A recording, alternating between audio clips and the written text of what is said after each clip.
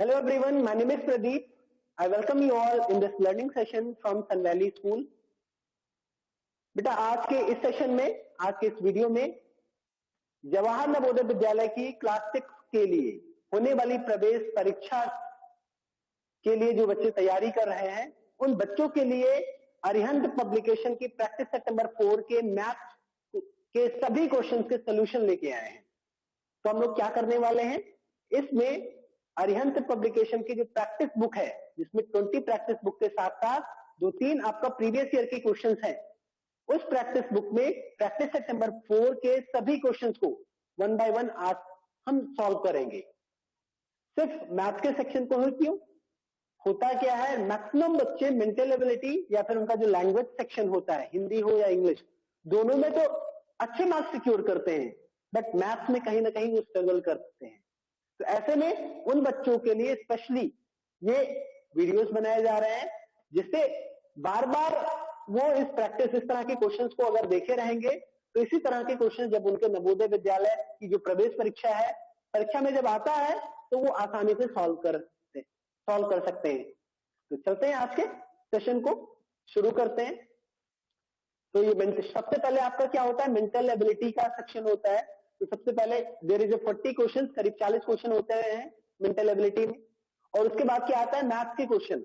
Maths का question भी 20, maths के सेक्शन में आपके 20 क्वेश्चन होते हैं, देयर इज 20 क्वेश्चन। और मैथ्स के बाद आता है आपका लैंग्वेज।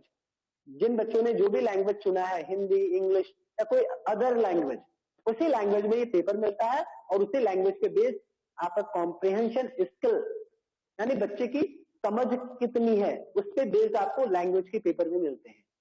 होता क्या है, पहला होता है आपका मेंटल एबिलिटी, दूसरा होता है मैथ, तीसरा होता है लैंग्वेज।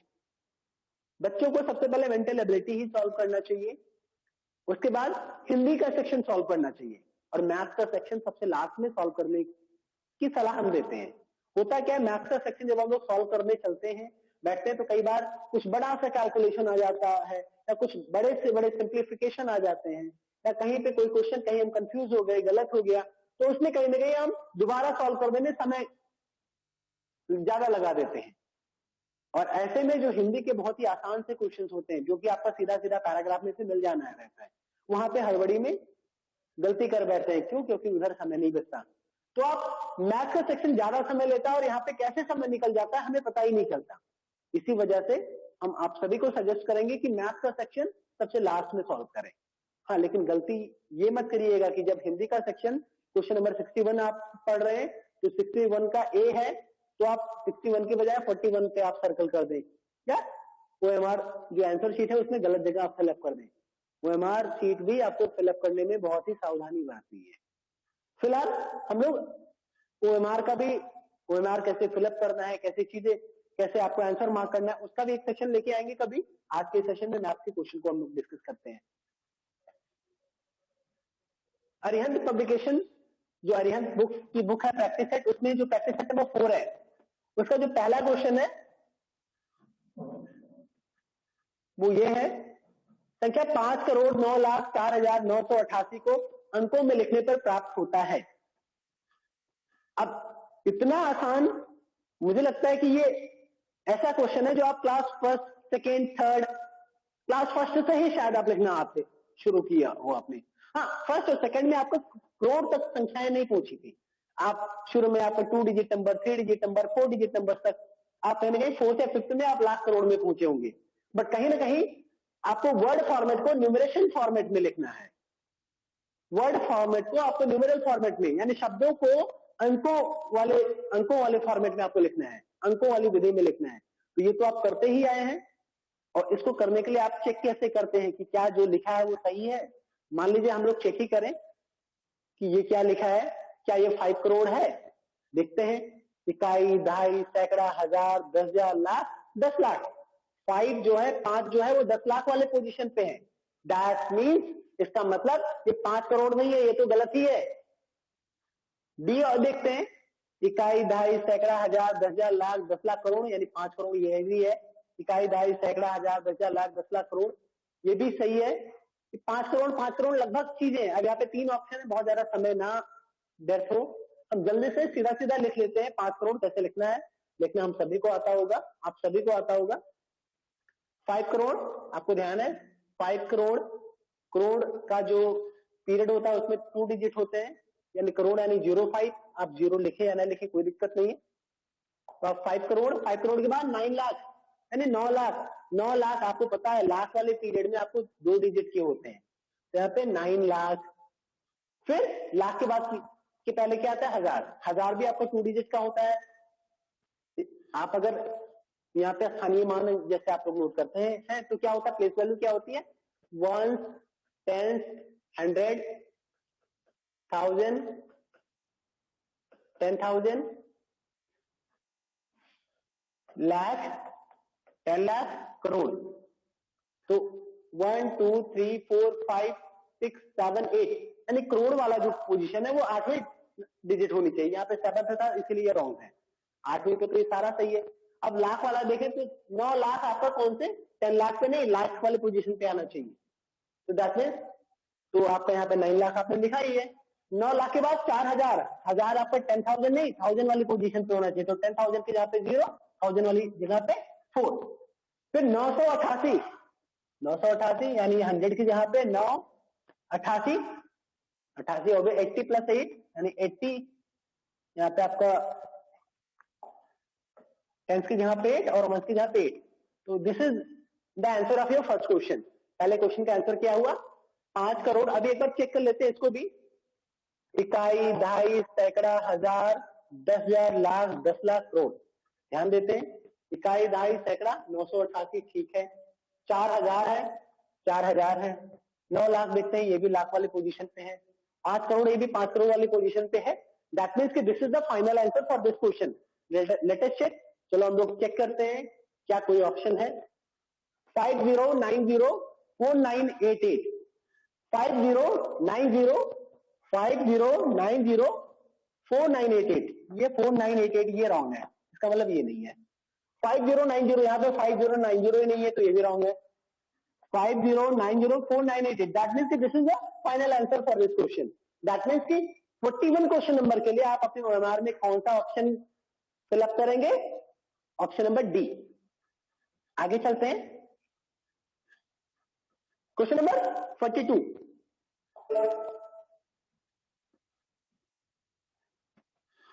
42 में क्या है? एक गांव की कुल जनसंख्या 78,692 है, इकाई, दहाई, सैकड़ा, हजार, 10,000 यानी ये क्या है? 78,000। 78,692 है, इनमें से 29,642 क्या है? पुरुष हैं और 28,167 क्या है? महिलाएं हैं। तथा शेष मतलब जो बचे हुए हैं, जो बचे हुए हैं, जो बचे हुए वो क्या है? बच्चे हैं। तो बच्चों की संख्या बतानी है। अब इससे आसान, ये भी आपके प्लस माइनस केवल आपकी कहीं ना कहीं कॉम्प्रिहेंशन स्किल को ही चेक कर रहा है, प्लस माइनस करना है। गांव की कुल संख्या कितनी थी? 78,000, 78,692, 78,692 ये गांव की पूरी संख्या थी। ये 78,692 पूरी। अब इसमें से क्या है? इसमें से कुछ है क्या है? 29,642 पुरुष हैं यानी मेल कैंडिडेट है, 28,167 क्या है? महिलाएं हैं। और जो बाकी बच्चे यानी और भी बच्चे, ये मेल और ये फीमेल, ये पुरुष और महिला मिलकर के टोटल 78,000 नहीं हो जाएंगे, 78,000 से कम ही रहेंगे। यानी यहाँ पे कुछ और भी है, ये जो है वो बच्चे हैं और यही हमें निकालना है। अब ये बताइए क्या इन दोनों को जोड़ेंगे तो यही तो वैल्यू आएगी? मैं अगर यहाँ पे कहूं ये गांव है, यहाँ पे 5 लोग हैं, 5 लोग में 2 लोग पुरुष हैं, 2 महिलाएं हैं और बाकी जो बचे वो बच्चे हैं, तो 2 पुरुष 2 महिला बराबर 4 हो गए और बाकी टोटल 5 है, 5 में से 4 महिला पुरुष मिला के हो गए, तो बाकी बच्चे कितने? बच्चे 1। तो यही तो बच्चे हुए। तो इसको हम 1 लाने के लिए क्या करेंगे? इस 5 में से टोटल में से ये पुरुष और महिला को कम कर दीजिए, जो बचेगा वही बच्चे होंगे। तो यही सेम कॉन्सेप्ट आपको यहां पे करना है, करने का प्रयास करते हैं।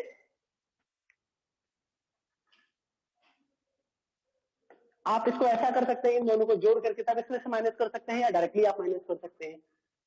फिलहाल हम लोग क्या करते हैं, इसको थोड़ा सा जगह बना के कहीं बेहतर जगह लिखने का। चलिए फिलहाल इसको यहाँ पे, इसको हम यहाँ पे कॉपी कर लेते हैं, कट, और यहाँ पे ले आया पेस्ट करता हूं।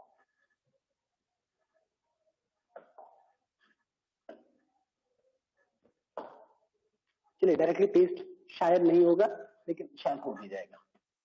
नो, देयर इज नो, कोई पेस्ट करने का ऑप्शन नहीं है। यहीं पे लोग लिखते हैं, यहीं पे लिखते हैं 78,692 में से 28,167 आप कम कर दीजिए। इसको पहले आप पुरुष कम कर दीजिए, फिर जो आएगा बचेंगे उसमें से महिला कम कर दीजिए, फिर जो बाकी बचे वही बच्चे हो जाएंगे। तो 2 में से 7 जाएगा नहीं, 12 में से 7 गए 5, यहाँ पे बचा 8, 8 में से 6 गए 2, 6 में से 1 गया 5, 8 में से 8 गया 0, 7 में से 2 गया 5, यानी 28,167 पुरुष कम करने के बाद कितने बचे? 50,525। अब इसमें क्या है, ये महिला और बच्चे हैं, तो इसमें से महिलाओं को भी निकाल दो। महिलाएं कितनी थी? 28,167 आपकी महिलाएं थी। यानी अब ये जो बची हुई संख्या ये कौन है? पुरुष और बच्चे। तो पुरुष को आप निकाल दीजिए तो बचेंगे बच्चे, तो पुरुष को भी निकाल दीजिए। 29,642, इनको कम कर दीजिए, कितने बचेंगे? 5 में से 2 गए 3, 12 में से 4 गए 8, यहाँ पे क्या हुआ? ये 12, यानी यहाँ पे आपका बोरो दिया था तो यहाँ पे बचा है 4। जल्दबाजी में, कैलकुलेशन में गलती बिल्कुल भी मत करिएगा। तो 4 - 6 यानी 4 में से 6 जाएगा नहीं, तो ये इधर से जाएगा। तो 14 - 6 इक्वल टू 8। यहाँ पे बचाएगा 9, 9 - 9 इक्वल टू 0, 4 - 2 इक्वल टू 2। तो जो फाइनल आंसर आया वो कितना है? 20,883। ये कौन है? ये बच्चे हैं। जरा देखते हैं 20,883 कोई ऑप्शन है? 20,883 पहला ही ऑप्शन है। This is the correct option for this question. So next question is, निम्न में से कौन सा कथन सही है? अब यहाँ पे इंग्लिश मीडियम हिंदी मीडियम थोड़ी सी परेशानी हो सकती है। फिलहाल इंग्लिश मीडियम स्कूल में भी आपको हिंदी समझाया जाता है और आपको समझ में आना चाहिए।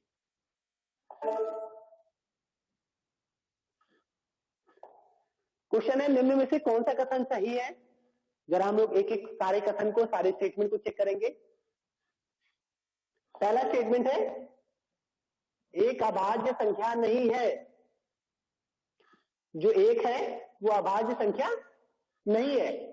जरा हमें कोई ये बताए, क्या एक अभाज्य संख्या है या भाज्य संख्या है?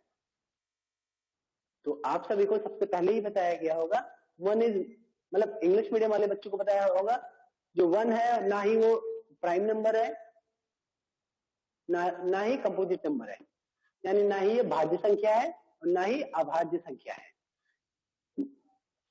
एक तरीके की ये एक यूनिट संख्या है। तो दैट मीन्स कि एक जो है अभाज्य संख्या नहीं है। ये स्टेटमेंट बिल्कुल सही है। ये ना तो भाज्य संख्या है ना ही अभाज्य संख्या है, दोनों नहीं है।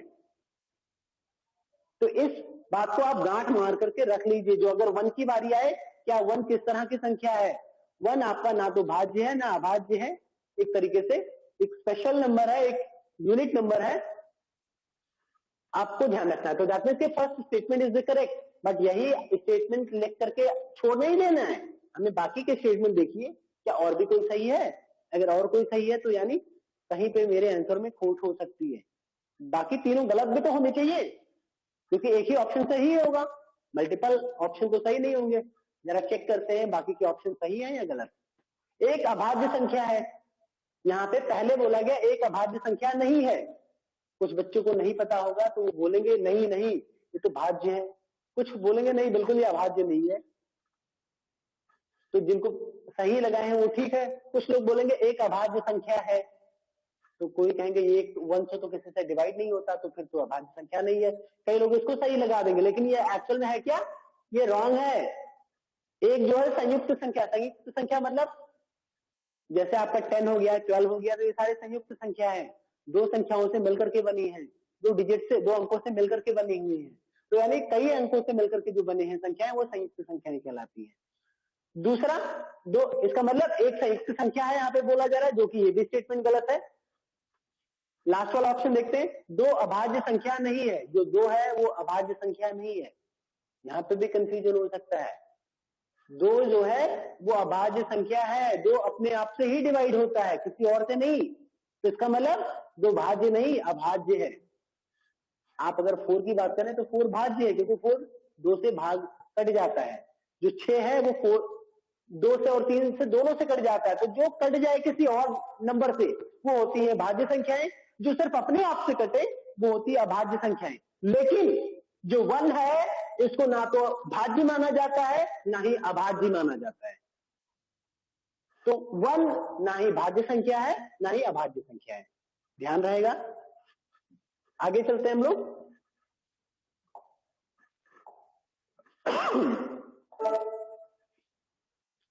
क्वेश्चन नंबर 44 में क्या है, संख्या 3.625, संख्या 3.4625 में 2 का स्थानीय मान है, 2 की प्लेस वैल्यू है।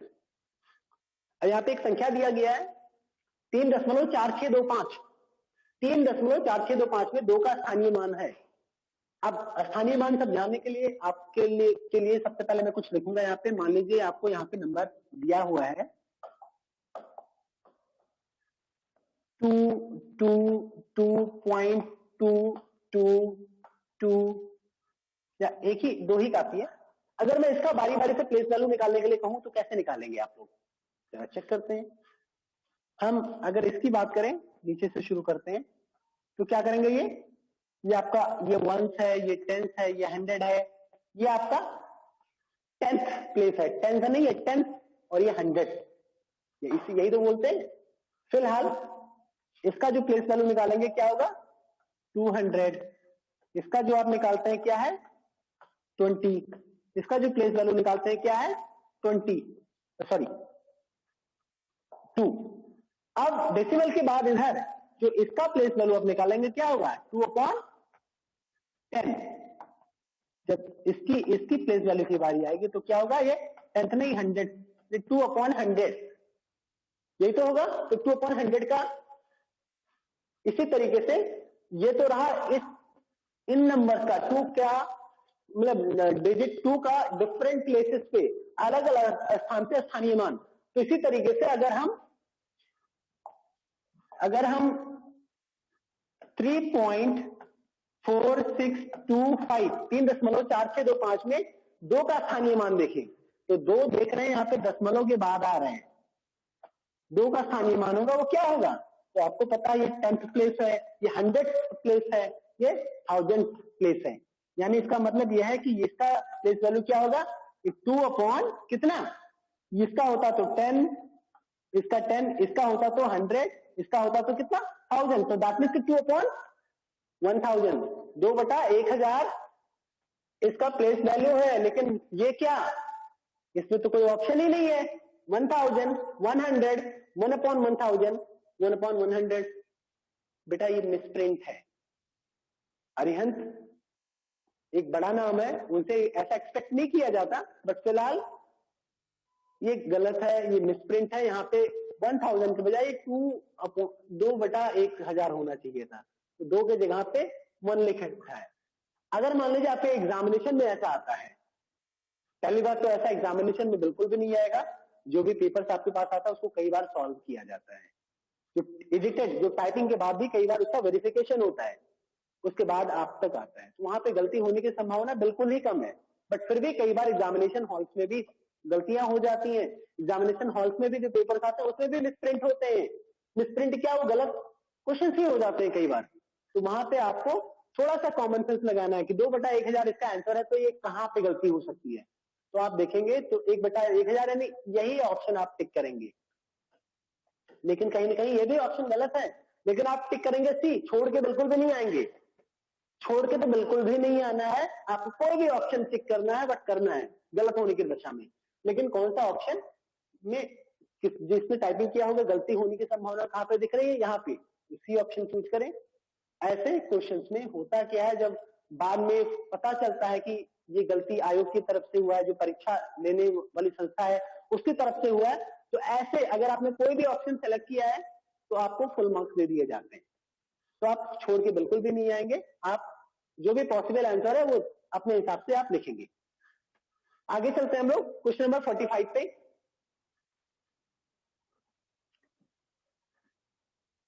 क्वेश्चन नंबर 45 में क्या है, 23,200 भागे 145 बराबर 160।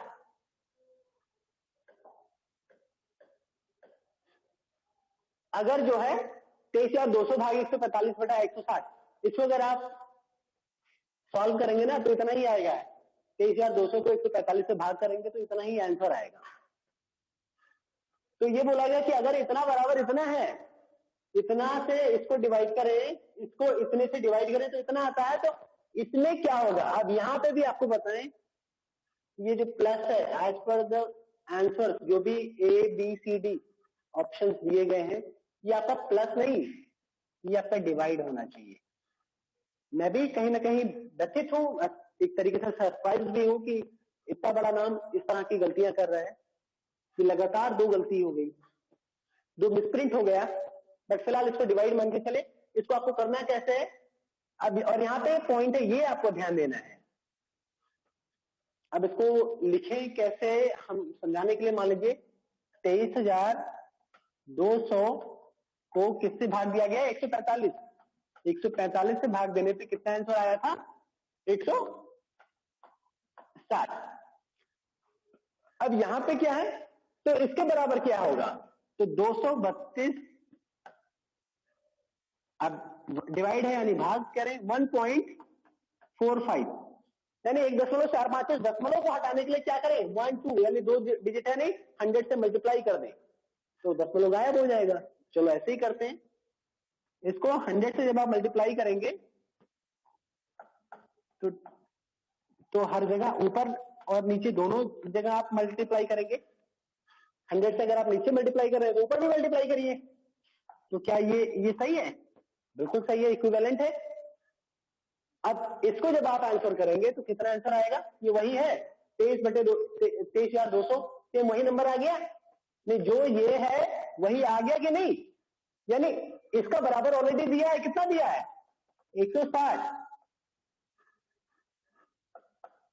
160 यानी 232 बटा 1.45 बराबर भी कितना होगा, 160। यानी समझ को फिर 8 से 10 सेकंड में ये क्वेश्चन सॉल्व करने वाला क्वेश्चन है। फिलहाल ऐसे क्वेश्चन है, इसी तरीके से गलतियां कराने की कोशिश की जाती है। फिलहाल हम लोग नेक्स्ट क्वेश्चन की तरफ बढ़ते हैं। अगला क्वेश्चन, क्वेश्चन नंबर 46 जो है, 9 तथा 7 दोनों को एक उभयनिष्ठ गुणज संख्या ए है। 9 तथा 7 दोनों का एक उभयनिष्ठ गुणज संख्या ए है। ध्यान देने की बात है, 9 और 7 दोनों का एक उभयनिष्ठ, उभयनिष्ठ में क्या हुआ, कॉमन मल्टीपल, गुणज यानी मल्टीपल, यानी जो कॉमन मल्टीपल इसका और इसका दोनों का मल्टीपल जो है, ये जो ए है वो इसका भी मल्टीपल है और इसका भी मल्टीपल है। ये नहीं बोला गया है कि लोएस्ट है या हाईएस्ट है, क्या है, सिर्फ मल्टीपल है, कॉमन मल्टीपल है। यह संख्या 1200 से 1300 के बीच में है। जो ये संख्या है वो क्या है, 9 और 7 दोनों का मल्टीपल है।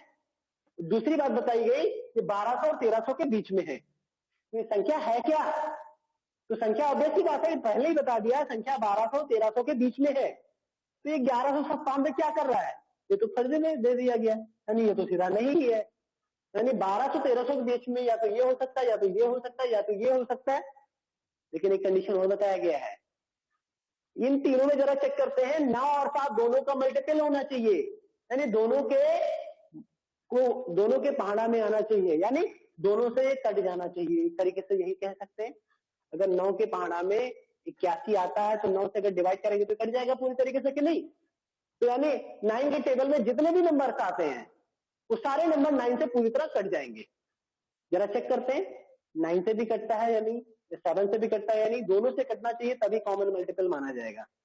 तो question option number B check करते हैं, 9 1 जा 9, यहाँ पे क्या हो जाएगा, 9 के 9, 9 3 12, 3 और 6, 9 चौक 36 से 9 से तो पूरी तरह कट रहा है, 9 से काटने पे 140 आ रहा है। 7 से काटते हैं, 7 के 7, 5 आएगा, 5 और 6, 7 और 56, यहाँ पे बचा 0, यानी 9 और 7 दोनों से ये कट जा रहा है 1260।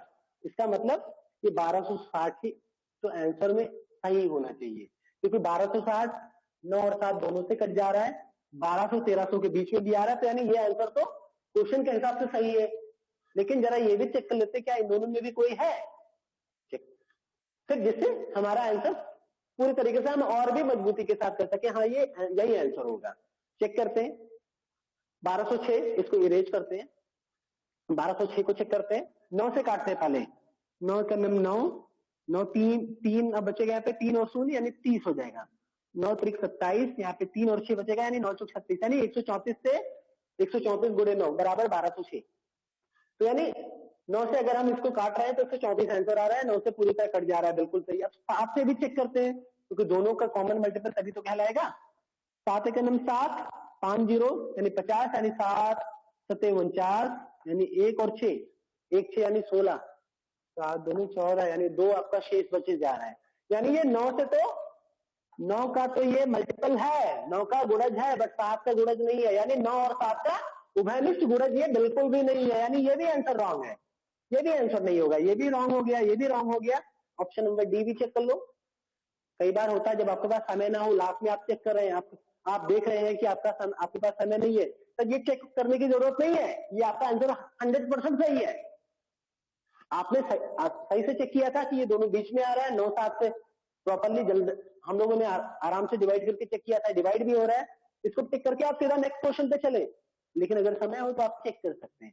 फिलहाल एग्जामिनेशन हॉल में आपको समय बचाना होता है, समय अगर बच जाए तो ठीक है, आप क्या कर सकते हैं, इसको आप हैश का निशान लगा लीजिए, बाद में आप एक बार रीचेक कर लीजिए। लेकिन हैश का निशान लगाने का मतलब इसका आंसर आप ओएमआर में ना मार्क करें, क्योंकि इसके अलावा कोई दूसरा आंसर हुआ तो अगर ओएमआर में आपने मार्क कर लिया है तो बाद में आप इसको रीचेक करके करेंगे, फायदा क्या है, दोबारा आंसर तो चेंज नहीं कर सकते। फिलहाल लास्ट वाला भी देख लेते हैं। 9 का 9 9 3 9 4 36 यानी 6 यहाँ पे आपका रिमाइंडर हो जा रहा है, 140 बार जाएगा, 6 रिमाइंडर हो जाएगा। 7 से देखते हैं, 7 का 7 7 और 56, यहाँ पे भी 180 बार जाने के बाद 6 रिमाइंडर हो जा रहा है, यानी 1266 जो है ये ना तो 9 से का मल्टीपल है ना ही 7 का है, यानी this is the only number, ये यही एकमात्र ऐसा नंबर है जो 9 और 7 का कॉमन मल्टीपल है, जो कि 12 और 1300 के बीच में भी आता है, यानी this is the final answer, this is the correct answer for this question. आगे चलते हैं, क्वेश्चन नंबर 47 को हम लोग देखते हैं।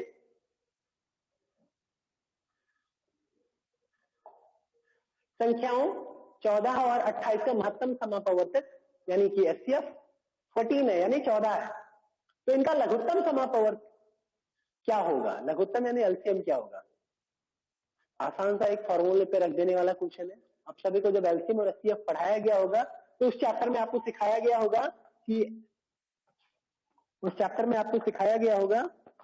कि LCM into HCF equal to पहला नंबर दूसरा नंबर, नंबर 1 इंटू नंबर 2।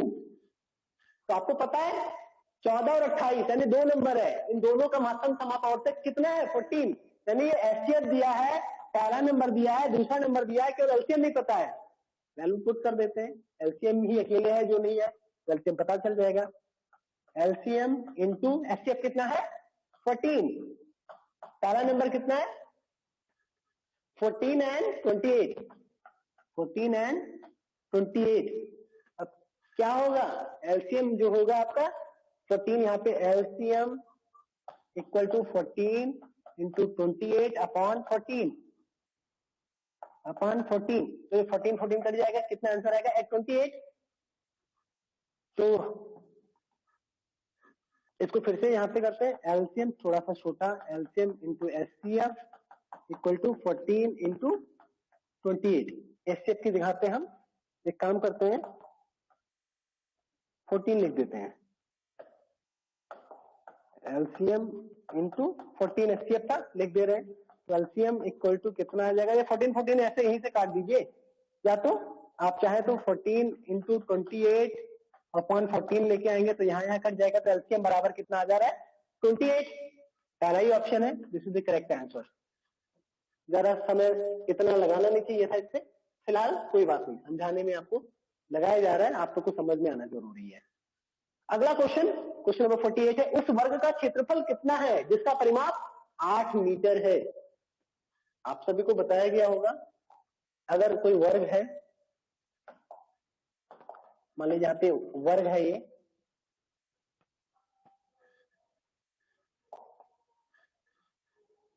ये वर्ग ना बनके आपका आयत बन गया है, तो हम लोग क्या करेंगे, इसको क्लियर करते हैं, पहले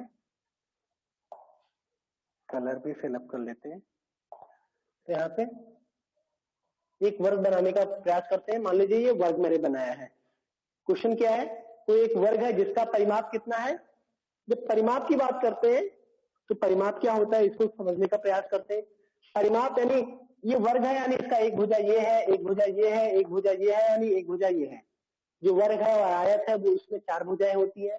आयत में क्या होता है, आमने सामने की भुजाएं बराबर होती है, बट वर्ग में चारों भुजाएं बराबर होती है। अगर ये ए है तो ये भी ए, ये भी ए, ये भी ए। अगर ये 10 है तो ये 10 मीटर है, अगर ये 10 मीटर है तो ये भी 10 मीटर होगा, क्योंकि सारी भुजाएं बराबर होंगी। ये भी 10 होगा, ये सब सिखाया गया होगा। तो ऐसे में अब क्वेश्चन पे आपके आते हैं, क्या दिया है आपके क्वेश्चन में, लिखा है कि जो वर्ग का जो परिमाप है वो 8 मीटर है, 8 मीटर है। ये क्या है, परिमाप है, नहीं पैरीमीटर दिया है। तो पैरीमीटर निकालते कैसे, परिमाप कैसे निकालते हैं, सारी भुजाएं, इसको भी जोड़ दीजिए जितना भी हो, इसको भी जोड़ दीजिए, इसको भी जोड़ दीजिए, इसको भी जोड़ दीजिए, यानी भुजा 1, भुजा 2, भुजा 3, और यहाँ पे भी लिख दे रहे, उधर जगह नहीं है, भुजा 1, भुजा 2, भुजा 3, ये भुजा कौन सी होगी, 4, यानी चारों भुजाओं को जोड़ दीजिए।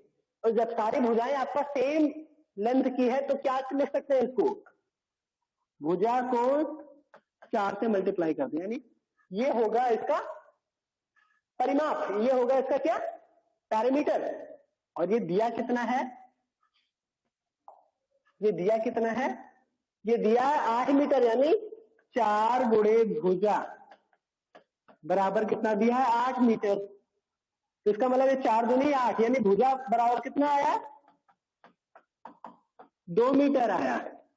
जब भुजा 2 मीटर आया तो क्षेत्रफल कितना होगा, क्षेत्रफल निकालने में क्या, लंबाई गुणे चौड़ाई।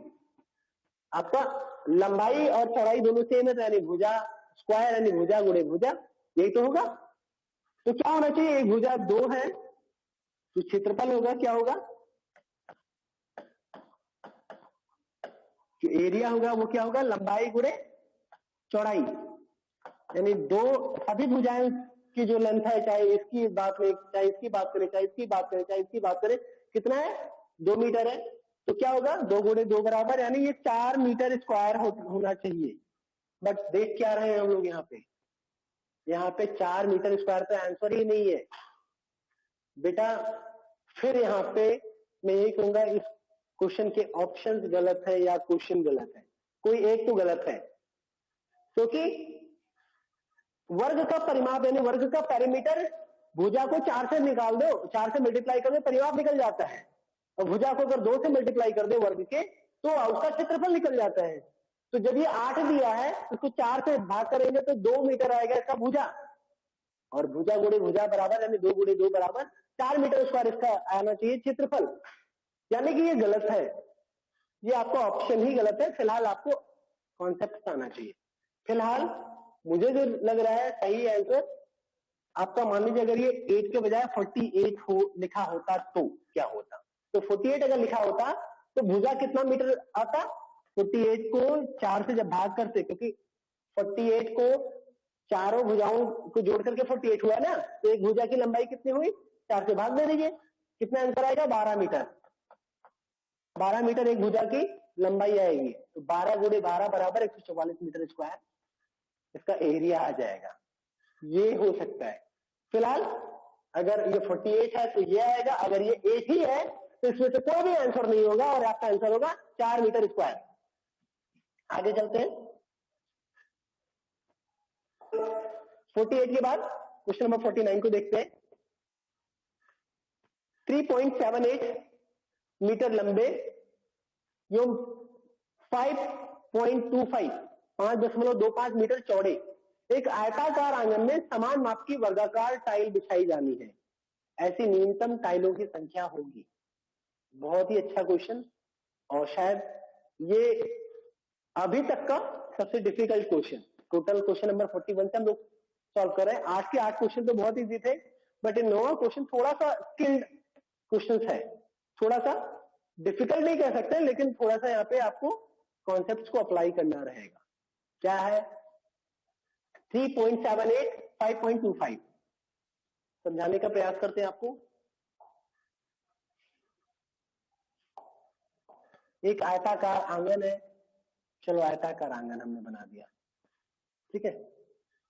आयताकार आंगन हम आपको और अच्छे से बनाते हैं इससे। ये आयताकार आंगन है। अब इसमें जो आपका लेंथ दिया है 3.78 और 5.25, 378 525, 378 यानी ये कितना है 378 और ये कितना है 525। थोड़ा अंतर ज्यादा दिख रहा है, एक काम कर लेते हैं ना, इसको थोड़ा सा और छोटा कर दें इसको। अब थोड़ा सा जानवर लगेगा। हाँ,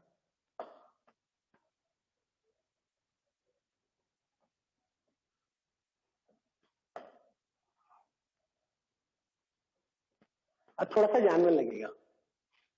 आई होप 3.78 मीटर 5.25 मीटर दोनों मीटर में ही है, दोनों मीटर में ही है। ये भी मीटर है, ये भी मीटर है। ये बोला जा रहा है ये आयताकार आंगन है, इसमें अगर समान आकार की वर्गाकार टाइल्स लगाई जाए, मान लीजिए आपके घर का आंगन है, इसमें जो टाइल लगाई जानी है वो टाइल वर्गाकार यानी समान चारों, जिसके चारों भुजाएं बराबर हो, ऐसी टाइल लगाई जानी है। तो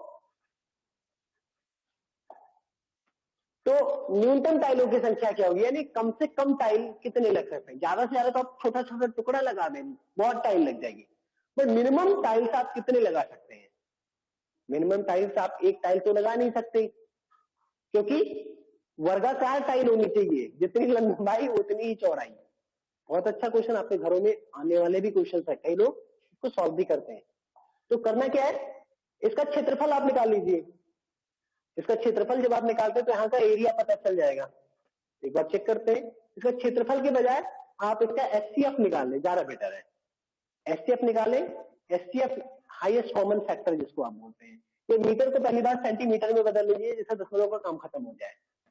तो इसको 100 से 1 मीटर में 100 सेंटीमीटर, तो 100 से जब मल्टीप्लाई करेंगे तो ये पॉइंट हट जाएगा। तो क्या करें हम यहाँ से, ये पॉइंट हटा दें। चलिए पूरा हट गया, पूरा हट गया। तो ऐसे में क्या करें, इसको हम लिख ही देते हैं 378 सेंटीमीटर, 378 सेंटीमीटर बराबर इतना। इसको बराबर क्या लिख दे रहे हैं 525 सेंटीमीटर। अब इसका अगर आप एचसीएफ निकाल लें 525 और 378 का, तो शायद हमें आपको मैक्सिमम मतलब जो मिनिमम आपका कितने वर्गाकार टाइल्स लग जा रही है उसका आंसर हमें पता चल जाएगा। तो निकालते हैं।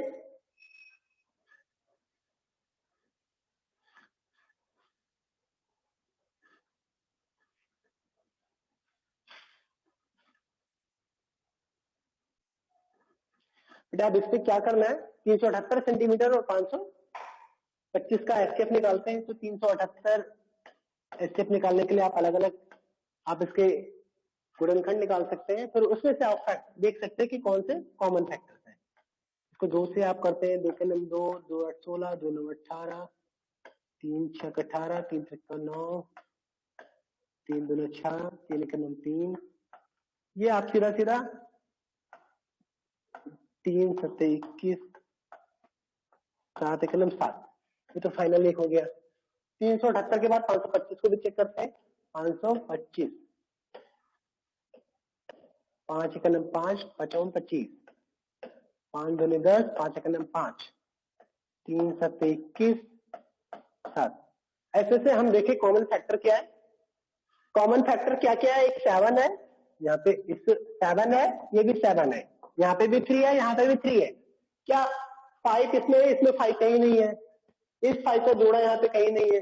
इस 3 का जोड़ा कहीं पे नहीं, ये 3 ऑलरेडी इसके साथ जोड़ा बना चुका है, यानी ये 3 का कोई कॉमन नहीं, ये वो नहीं, ये किसी का नहीं। इसका कॉमन फैक्टर आया क्या? इसका कॉमन फैक्टर जो आया, उस कॉमन फैक्टर्स को हटा दीजिए।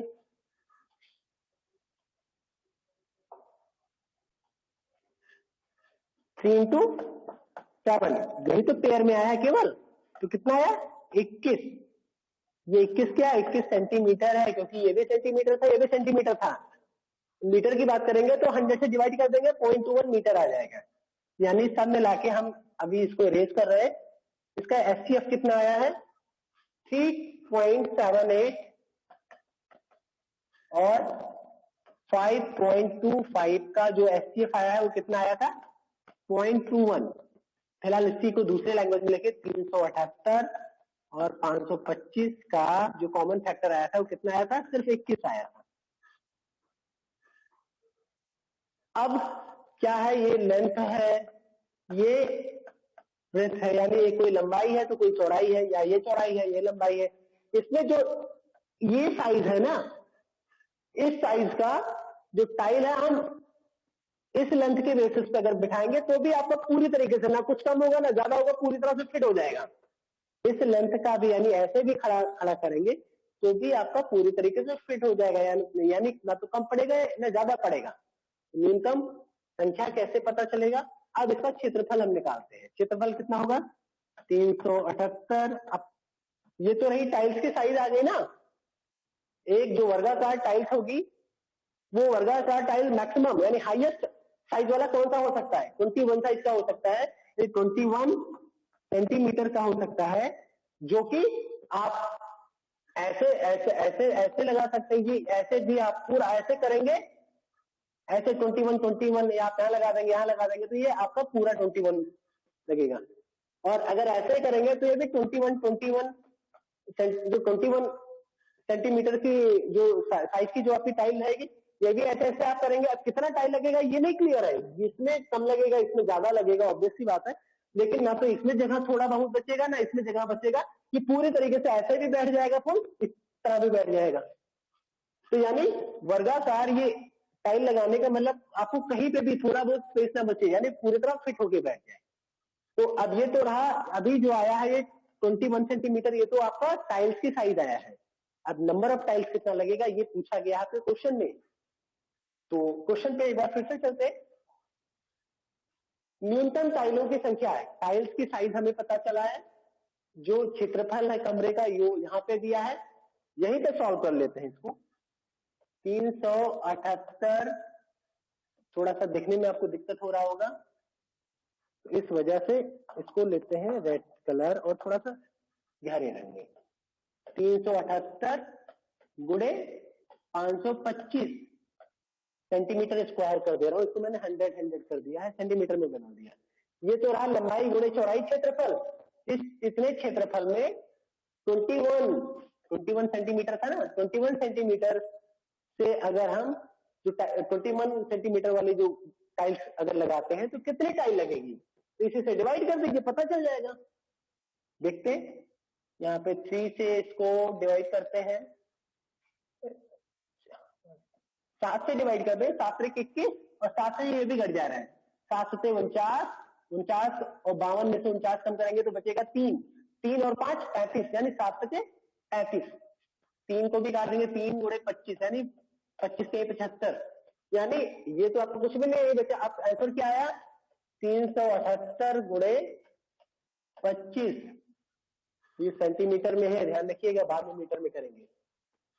अभी टोटल संख्या कितनी आई? 25 अट्ठे 200, 200 के 0, हासिल आया 20, यानी जो कैरी जाएगा वो 20। 25 सत्ते 175, 175 में 20 जोड़ेंगे कितना हो जाएगा? 195। 195 जब होगा तो यहाँ पे होगा 5 और 19 जाएगा हासिल। 25 या 75, 75 में 19 जोड़ने के लिए 75 10 85 10 95, 95 में 1 कम कर दूं, यानी 75 में 19 जोड़ने के लिए क्या करें? पहले 20 जोड़ करके 1 कम कर दें।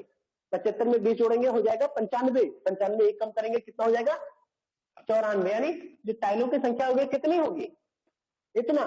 लेकिन ये होगी टाइलों की संख्या, लेकिन अब इसको आप कहीं पे यहाँ पे कुछ दिक्कत हुई है, जरा देखते हैं फिर से एक बार। आपका 378 गुणित 525, ये आपका वर्गाकार साइज जो आपका टाइल्स की संख्या रहेगी वो आ जाएगी। ठीक है, एक चीज है, जो ये तो भुजा की साइज है ना, तो आपका जो टाइल रहेगा यहाँ पे गलती हुई है बेटा। गलती कहाँ पे हुई है, जो आपका मान लीजिए कमरा है, वहीं पे चलते हैं, इसको है चलिए फिर से,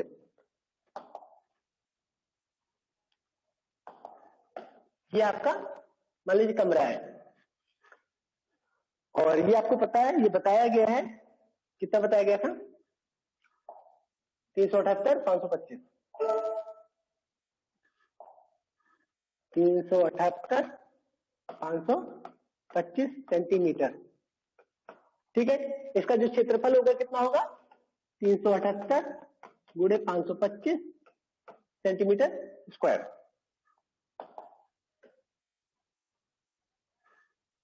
अब इसमें जब आप टाइल्स की साइज हम लोगों ने निकाला था, कितना आया था, 21 सेंटीमीटर। 21 ये टाइल की साइज थी, यानी उसकी भुजा की साइज थी। तो टाइल जब आपका 21 सेंटीमीटर आपका इधर रहेगा, तो 21 सेंटीमीटर इधर भी तो रहेगा। तो इतना बड़ा टाइल जब यहाँ रखेंगे, ऐसे रखेंगे, तो यानी ये लंबाई चौड़ाई कुछ तो कवर करेगा, यानी इसका भी तो कुछ क्षेत्रफल है। तो यानी ये कितना क्षेत्रफल घेरेगा, 21 इंटू 21। इतने क्षेत्रफल से जोड़ने में कितने टाइल्स की संख्या चाहिए, यही तो पूछा गया है। तो यहाँ पे हम 21 से नहीं, 21 इंटू 21, यानी ये आपके आंगन के क्षेत्रफल को उस टाइल्स के क्षेत्रफल से डिवाइड कर देंगे, और फिर इससे मुझे ये पता चल जाएगा कि टोटल नंबर ऑफ टाइल्स कितने होंगे। चेक करते, आई होप आप समझ में आया होगा आप सभी को। काटते हैं इसको, 7 त्रिक 21, 7 से ये भी कट जाएगा, 7 से 49, 7 से 35, सॉरी 7 त्रिक 21 था, तो ये 3 होना चाहिए था।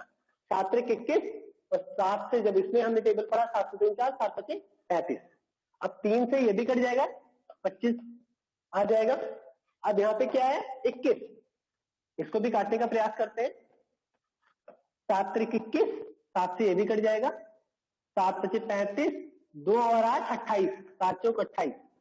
3 से भी कट जाना चाहिए, 3 एक 3, और इसमें 5 में से 3 कम होगा तो बचेगा 2, 2 और 4 24, यानी 3 8, 8 से 24, यानी 18 इंटू 25। आंसर क्या आया, 18 इंटू 25 क्या हो गया, कितने टाइल्स की संख्या हो गई, 25 अट्टे 200, या 18 पंचे 90, 18 का टेबल आता है तो 18 का बाहर आता है, तो 18 पंचे 90, 18 5 90, 90 के 0, 9 will be carried over to the next place। 18 to जा 36, 36 प्लस 9, 18 दूनी 36, 18 पंचे 90 में 9 जो हासिल आया था, 18 दूनी 36 प्लस 9, 36 10 46, 46 से कम कर दो 45, यानी टोटल टाइल्स की संख्या कितनी आई, 450। जरा चेक करते हैं कोई आंसर है। Yes, this is the final answer of this question. अच्छा क्वेश्चन था।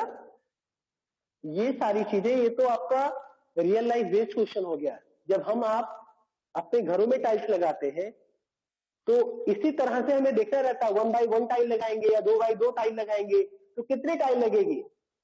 अगर दो, मान लीजिए आपका कोई आंगन है या कमरा है ऐसे, और आपको बोला जाए 2 फीट या 2 मीटर, 2 बाई 2 मीटर वर्गाकार टाइल आपको लगाना है, और जो इसकी साइज है 10 मीटर है, इसकी साइज आपकी है 15 मीटर है, तो कितना टाइल लगेगा। तो आप इसका क्षेत्रफल निकालेंगे, कितना आ जाएगा, 10 गुणे 15 बराबर 150 मीटर स्क्वायर है। ये आपके कमरे का क्षेत्रफल हो गया।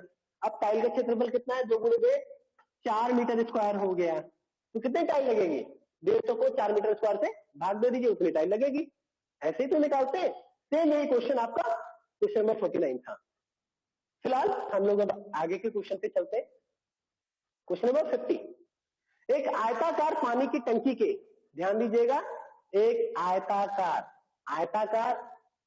ध्यान देना है, आयताकार पानी की टंकी के आधार पर क्षेत्रफल 4500 वर्ग सेंटीमीटर है। ये क्या दिया है? क्षेत्रफल मतलब लंबाई गुणे चौड़ाई।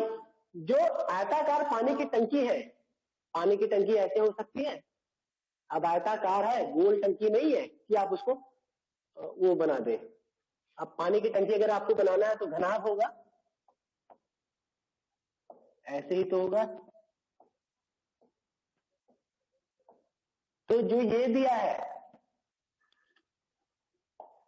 जो ये L और ये B, नहीं ये L नहीं होकर के ये आपकी ऊंचाई है,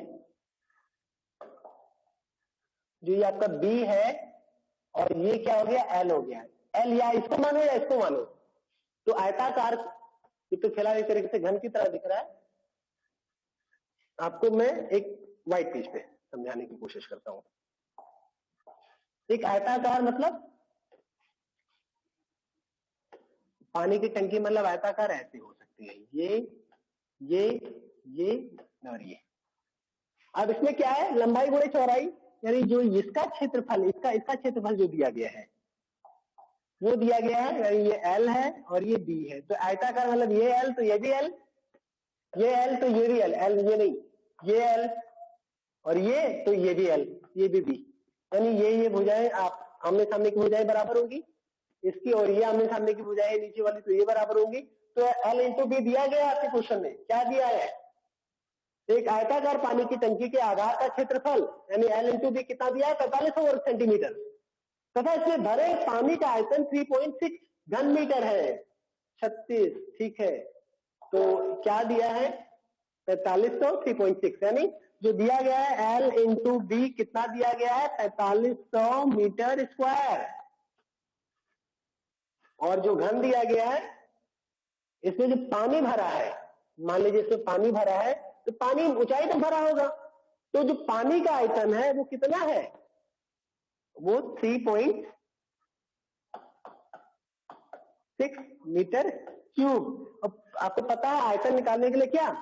L into B into H, यानी लंबाई गुणे चौड़ाई गुणे और जो ऊंचाई होते हैं, इन तीनों को गुणा कर देंगे तो आपको उसका आयतन पता चल जाएगा।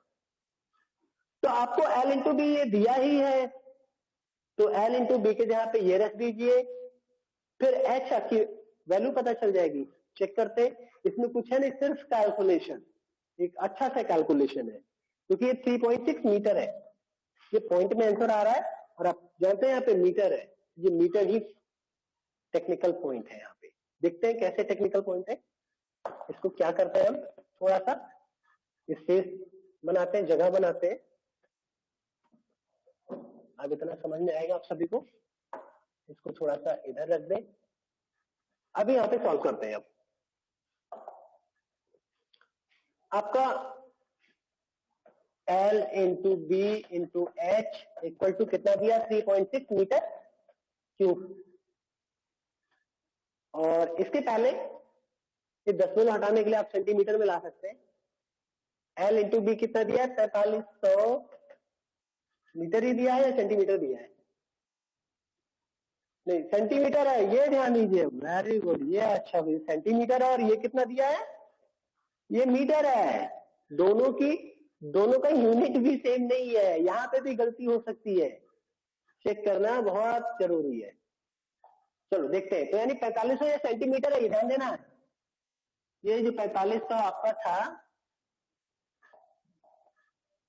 ये सेंटीमीटर है, तो यानी इसको भी सेंटीमीटर में आप चेंज कर दीजिए। 1 मीटर में 100 सेंटीमीटर, तो 3 इंटू 6 क्या होगा? इसके बजाय अभी आप यही पे सॉल्व करें। कैसे करेंगे? तो ऐसा नहीं है, 3.6 मीटर, 1 मीटर को 100 सेंटीमीटर, यानी 3 मीटर है इसमें। Metre into metre into metre, तभी तो ये मीटर क्यूब हुआ था। अब इसको क्या करना है? 3.6 इंटू मीटर को सेंटीमीटर में बदलेंगे तो क्या होगा? 100 सेंटीमीटर।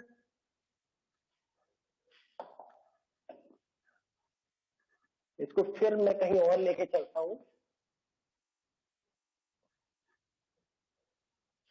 ठीक है। और ये दूसरा वाला, ये वाला मीटर ये तो हुआ, ये तो इस वाले मीटर का हुआ, 3 मीटर है ना। तो अब ये सेकंड वाले मीटर के क्या होगा, 100 सेंटीमीटर, इसको भी बदल लिया, इस वाले मीटर को भी 100 सेंटीमीटर में बदलिए। तो आपका आंसर कितना हुआ, 1 2 3 4 5 6, 6 जीरो बढ़ने वाले हैं, 6 जीरो में एक दशमलव खा लेगा, 5 जीरो होना चाहिए। 36 1 2 3 4 5, 3.6 मीटर क्यूब को जब आप सेंटीमीटर में आप बदलते हैं तो 1 10 100,000 10,000 लाख 10 लाख 36 लाख सेंटीमीटर क्यूब होगा। समझ में आया? ये आपका 3.6 मीटर क्यूब, यही आपको यही आपका टेक्निकल पॉइंट है। कई सारे बच्चे करेंगे क्या, 3.6 मीटर क्यूब को 3.6 इंटू 100 सेंटीमीटर क्यूब लिख देंगे और यही गलत हो जाएगा। ये बिल्कुल नहीं करना है, ये सारे जितने मीटर है मीटर को सेंटीमीटर में बदलना है, तो वहां पे बदलने का तरीका उसको ध्यान दीजिएगा। चलिए आगे बढ़ते। तो कहने का इसको भी थोड़ा सा हम लोग स्पेस बनाते हैं यहाँ पे भी, ये आपका इतना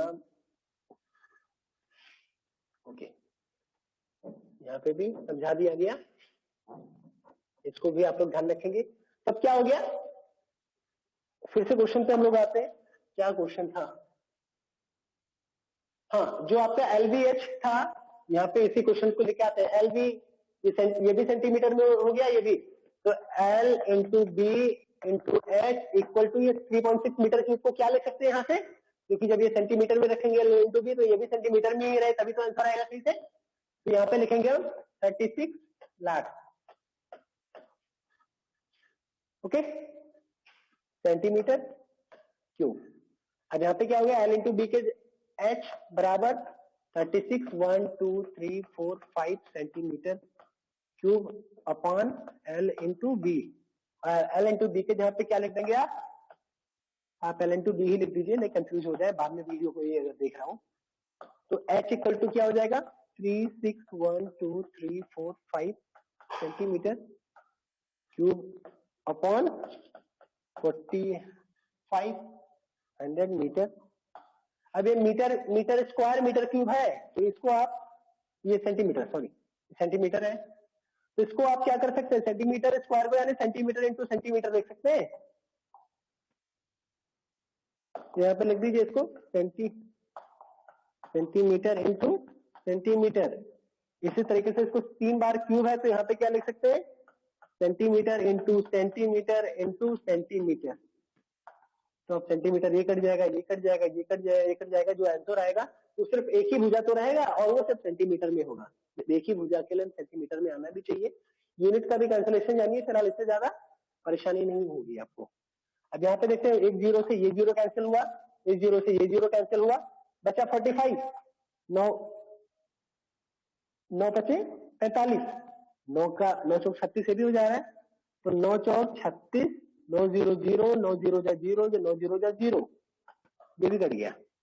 अब बाकी क्या बचा, सॉरी 9 पचे 45 हुआ था, तो मैंने 5 लिखना चाहिए था हमें, यहाँ पे हमने क्या लिख दिया, 9 लिख दिया।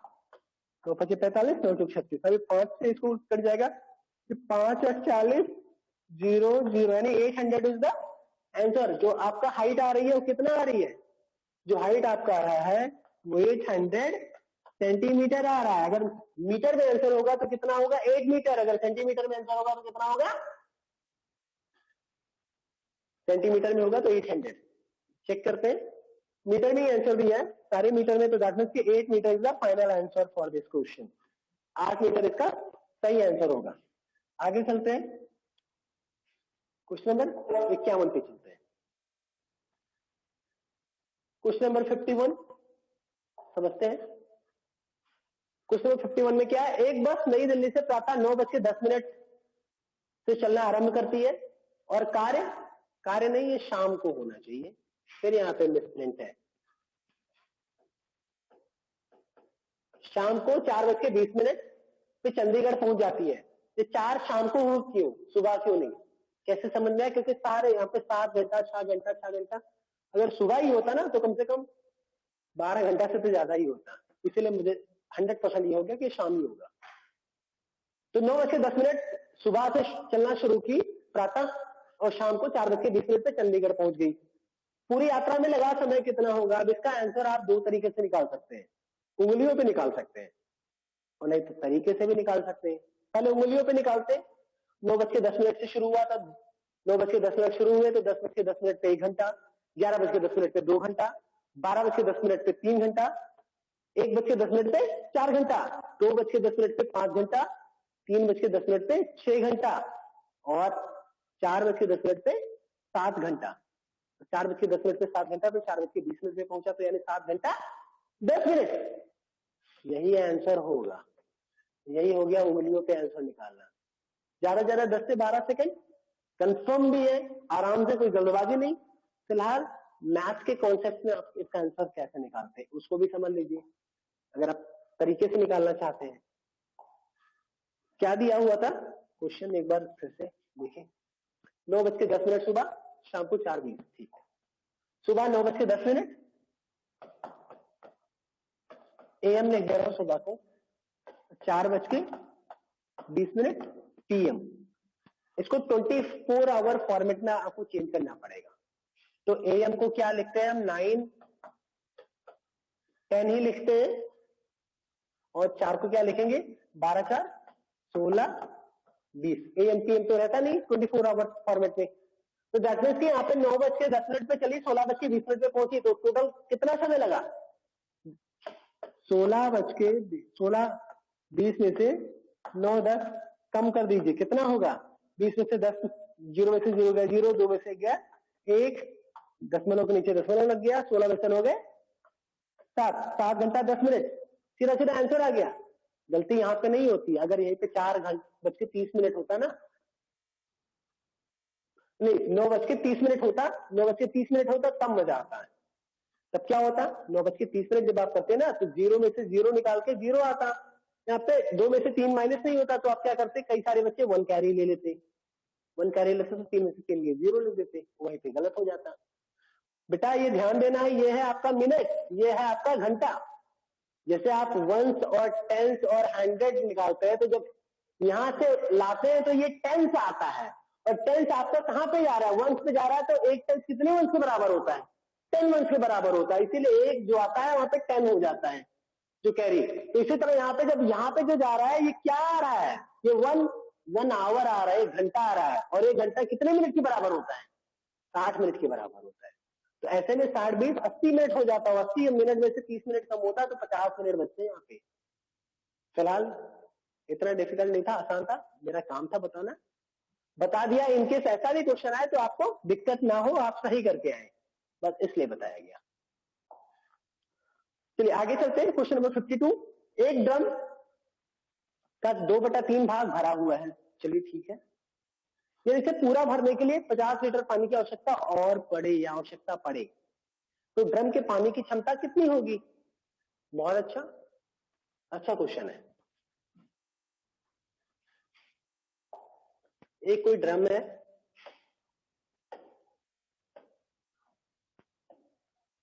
ठीक है, इसको 3 पार्ट में डिवाइड कर लो। 1 2 1/3 यही तो होगा। इसमें से 2/3 पानी भरा हुआ है। पानी भी भर देते हैं। ये लो, ये दिख नहीं रहा है पानी, ये लो ऐसे व्हाइट कलर का पानी भर दे। ये 2/3 पानी भरा भी है, ठीक है। अब जो ये खाली जगह है ना,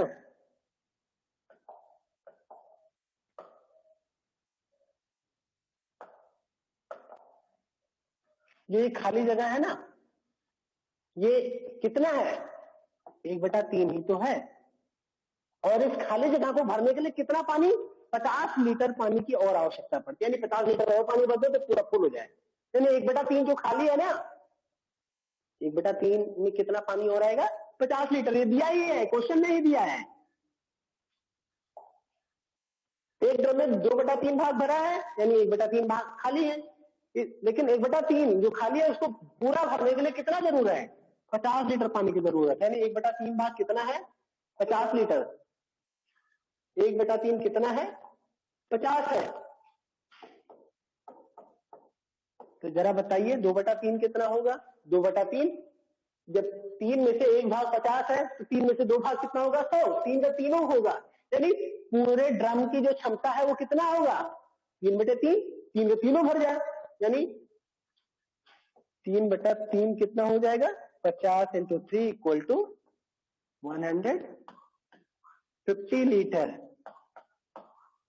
आई होप समझ में आया होगा आप सभी को। एक ड्रम का, चलिए ये हो गया। आगे चलते हैं हम लोग। यहाँ पे 150 लीटर आपका जो है वो सही आंसर है। इस क्वेश्चन का जो सही आंसर है कितना? 150 लीटर है। क्वेश्चन नंबर 53 पे आते हैं। क्वेश्चन नंबर 53, एक व्यक्ति साधारण ब्याज पर 2 वर्ष के लिए 20,000 उधार लेता है। 2 वर्ष बाद उसने ब्याज सहित 24,800 रुपए वापस अदा करे। ब्याज की दर कितनी है? बहुत अच्छा क्वेश्चन, और ऐसा क्वेश्चन आता जरूर है। बेहतर तो यह है कि आपके नवोदय के हर एग्जामिनेशन में एक क्वेश्चन तो कम से कम सिंपल इंटरेस्ट पे बेस्ड आता है, और ज्यादा टफ नहीं होता, सिर्फ फॉर्मूला पे रखा रहता है। आपको ध्यान भी होना चाहिए फॉर्मूला क्या होता है सिंपल इंटरेस्ट का। सिंपल इंटरेस्ट बराबर PRT/100, P × R × T बटा 100, यानी P से प्रिंसिपल यानी जो आपका मूल धन है, R से रेट यानी जो आपका ब्याज की दर है, T से टाइम यानी जो समय है। यहां पे थोड़ा कई बार घुमा दिया जाता है। जो आपका जो ब्याज होता है ना, वो तिमाही हो सकता है, वो छमाही हो सकता है, या एनुअल हो सकता है। वहीं पे मैटर फंसता है। उससे ज्यादा टफ तो बिल्कुल भी नहीं आता नवोदय में, उतने पे आप कर ले जाते हैं। फिलहाल यहाँ पे जब बात करते हैं 24,800 की, तो 24,800 क्या है? क्या P है? प्रिंसिपल है। प्रिंसिपल यानी मूलधन है जो दिया गया था। जी नहीं, मूलधन तो ये है, 20,000 दिया गया था। रेट ऑफ इंटरेस्ट क्या है? रेट ऑफ इंटरेस्ट की तो पूछा गया है, नहीं पता है। टी क्या है? कितने साल के लिए दिया गया था? 2 वर्ष। तो सिंपल इंटरेस्ट कितना दिया है? तो पी आपका दिया है, आर नहीं दिया है, टी आपका दिया है, तो ये आपका अपॉन 100 होता है। क्योंकि एसआई अगर पता रहे तो हमें आर पता चल जाएगा। तो एसआई कितना है? तो 20,000 मूलधन दिया था, या मूलधन मैंने लिया था, और मुझे ब्याज सहित वापस करना पड़ा। कितना है? 24,800। तो इसमें ज्यादा कितना मैंने दिया? 4,800। 4,800 ही तो ब्याज हुआ, 4,800 ही तो सिंपल इंटरेस्ट हुआ। तो एसआई आपने कितना दिया है? इसमें में से इसको कम कर देंगे, यानी जो आपका अमाउंट है, जो मिश्र धन है, उसमें में से जब आप मूलधन माइनस कर देते हैं, कम कर देते हैं, प्रिंसिपल अमाउंट कम कर देते हैं, तो आपको क्या बचता है? सिंपल इंटरेस्ट, साधारण ब्याज। तो साधारण ब्याज आपको पता रहेगा। अब साधारण ब्याज आपको पता है, प्रिंसिपल पता है, टाइम पता है, तो रेट ऑफ इंटरेस्ट आपको पता ही चल जाएगा। इसी से ये आंसर आ जाएगा। करते हैं। अब सिंपल इंटरेस्ट हम इसको निकालना नहीं बताते, सीधा फॉर्मूला पे रखेंगे, आंसर दे देंगे।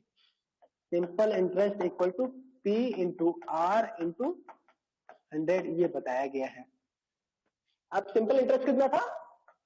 4,800 बराबर कितना? P कितना दिया हुआ है? 20,000। R कितना दिया है? यही निकालना है। P कितना दिया है? 2 साल, अपॉन 100। यहीं से काट दो इसको, 0 0 थोड़ा सा छोटा हो जाएगा। 200 × 2 बराबर 400 है। ये 400 चला जाएगा नीचे, 400 नीचे आ जाएगा। तो 4800 आगे 400 बराबर कितना यहाँ पे बचेगा? R। ये 0 ये कैंसिल, ये 0 ये कैंसिल, ये 4 कटा, 12 चौक 48, यानी रेट ऑफ इंटरेस्ट कितना आया? 12%। यही आंसर है आपका। आसान है, सीधा फॉर्मूला पे रखने वाला आंसर था। नेक्स्ट क्वेश्चन चलते हैं। क्वेश्चन नंबर 54, फिर से आपके घर की परीक्षा लेने आ गया। सिर्फ कैलकुलेशन, थोड़ा सा लंबा चौड़ा है देखने में, घबराने की जरूरत नहीं है। बॉडमॉस आपने पढ़ा होगा, बॉडमॉस को अप्लाई करना है। यहीं पे करते हैं। बॉडमॉस को समझाने, एक बार समझाते हैं बॉडमॉस क्या है। BODMAN, B फॉर ब्रैकेट, यानी ये हमें ये बताता है अगर हमें एक से ज्यादा ऑपरेशन करना हो किसी भी कैलकुलेशन में, सिंप्लीफिकेशन के समय, यानी जोड़ और घटाना दोनों करना है, तो जोड़ेंगे या घटाएंगे पहले? सबसे पहले हम जोड़ेंगे, सबसे लास्ट में घटाएंगे, पहले घटाएंगे नहीं दो नंबरों को। इसी तरह से दो या दो से ज्यादा अगर आपको वहां पे ऑपरेशंस करने हैं, यहाँ पे तो कई सारे, यहाँ पे जोड़ना भी है, गुणा भी करना है, घटाना भी है, और भी कई सारी चीजें आपको, फिलहाल ब्रैकेट्स है, ब्रैकेट्स को भी तोड़ना है, भाग भी हो सकता था। तो अगर दो या दो से ज्यादा हो तो उसमें ये फॉर्मेट, ये तरीका, ये इसको प्रायोरिटी देंगे। सबसे पहले किसको प्रायोरिटी देंगे? आप ब्रैकेट को तोड़ेंगे, यानी सबसे पहले ब्रैकेट को तोड़ेंगे, ब्रैकेट के बाद ये ऑर्डर अगर कोई है तो ऑर्डर देखेंगे, फिर उसके बाद डिवाइड करेंगे, अगर डिवाइड है, यानी दो नंबर के बीच में डिवाइड का चिन्ह है तो पहले डिवाइड का चिन्ह हटाएंगे आप, उन दोनों नंबर को डिवाइड करके डिवाइड गायब। अगर यहाँ पे 6 भागे 2 है तो उसकी जगह पे क्या लिखेंगे आप? 3 लिखेंगे। 6 को 2 से डिवाइड करके आप 3 लिखेंगे, डिवाइड खत्म। इसी तरीके से डिवाइड के बाद मल्टीप्लाई करेंगे, फिर ऐड करेंगे, फिर सब्ट्रैक्ट करेंगे। ब्रैकेट में भी आपको रूल है, ब्रैकेट में सबसे पहले सबसे छोटा ब्रैकेट, फिर उससे बड़ा ब्रैकेट, फिर उससे बड़ा ब्रैकेट, फिर सबसे बड़ा ब्रैकेट। ब्रैकेट कितने तरह के होते हैं? एक होता है सबसे बड़ा ब्रैकेट, ये ऐसे होता है, इसको कहते हैं मझला ब्रैकेट। सही से बन नहीं पाया, मैं फिर से बनाता हूं। ये हो गया मझला ब्रैकेट। इससे छोटा ब्रैकेट ये होता है, और ये होता है बार ब्रैकेट या पाई ब्रैकेट। यानी 4 तरह के ब्रैकेट्स होते हैं। तो सबसे पहले छोटे वाले ब्रैकेट को सॉल्व करेंगे, खत्म करेंगे, फिर उसके बाद इसको हटाएंगे। इसको हटाने का मतलब क्या है? अगर यहाँ पे 2 + 5 दिया है और यहाँ पे 3 प्लस है, तो यानी इसको हटाने के लिए 2 + ये 3 है मान लो, तो इसको हटाने के लिए क्या करना है? इन दोनों को जोड़ के लिख दे 3 + 5 लिख दें, ब्रैकेट खत्म। तो इसी तरह ब्रैकेट को सबसे पहले सॉल्व करेंगे। यहाँ पे देखना शुरू करते हैं। सबसे पहले ब्रैकेट क्या है? ये ब्रैकेट आप खत्म कर सकते हैं तुरंत, ये ब्रैकेट भी खत्म कर सकते हैं। ये ब्रैकेट अपने आप में सिर्फ एक ही ब्रैकेट है, कोई बड़ा ब्रैकेट के अंदर है नहीं, ये एक ही ब्रैकेट है, ना छोटे, इससे छोटा ब्रैकेट इसके अंदर है, ना कोई इससे बड़ा ब्रैकेट है। तो 11 - 5 बराबर क्या लिख देंगे आप? 6। यानी क्या हो जाएगा ये? इसकी जगह पे आप क्या लिख सकते हैं? 6 लिख सकते हैं। लेकिन यहाँ पे आप देखते हैं तो ये आपका बड़ा ब्रैकेट शुरू है, तो इसे मझला ब्रैकेट है, फिर आप क्या, छोटा ब्रैकेट है, फिर आपको यहाँ पे बार ब्रैकेट भी आ गया, सबसे छोटा ब्रैकेट है। तो सबसे पहले आप इसको नहीं सॉल्व कर देंगे, ये गलत हो जाएगा। ब्रैकेट में भी आपको तरीका बताया गया, सबसे पहले सबसे छोटा ब्रैकेट, यानी सबसे पहले आप इसको सॉल्व करेंगे। ये कितना है? ब्रैकेट के अंदर -11 है या 11 है? बिल्कुल नहीं, ये सिर्फ 11 है, माइनस ब्रैकेट के बाहर है। तो +11 - 5 +11 - 5 = +6। इसको कहां पे सॉल्व करें? लिखते हैं यहीं पे, चलिए यहीं पे लिखते हैं, इसी के ऊपर ही लिखना शुरू करते हैं।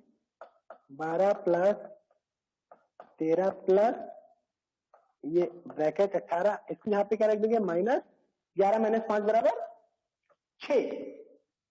ये इसको सॉल्व किया गया है, 6 आ गया, वो बार खत्म। इसके बाद क्या बचा? ये छोटा बचा है, बड़ा मजरा बचा है, और ये बड़ा भी बचा था।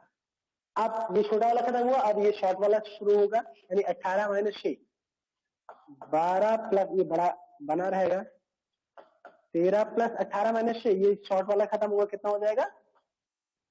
18 में से 6 गए 12, मझला, और ये बड़ा भी आ गया। अब 13 + 12 बराबर 25, 25 12 25 12 37। ये 13 12 जब जोड़ेंगे तो मझला ब्रैकेट खत्म हो जाएगा, 25 हो जाएगा, और 25 से 12 क्या हो जाएगा? 37 आ जाएगा। लेकिन ये यहां से है, इसको लेके यहाँ पे, यानी ये टोटल इसका आंसर कितना आया? 37। यानी इसका सॉल्व करने पे जो आंसर आया था, कितना आया था? 37। और इसको कितना सॉल्व करने पे आया था? 6। तो 37 × 6, यानी ब्रैकेट आपने खत्म कर दिया, 6 इधर ब्रैकेट और इधर पूरा ब्रैकेट तोड़ने के बाद क्या आया? 37। इसका आंसर क्या होगा? 66 42 66 18 4 22, 222 आंसर आना चाहिए। कौन सा आंसर सही है? सी। ठीक है, नेक्स्ट क्वेश्चन नंबर 55।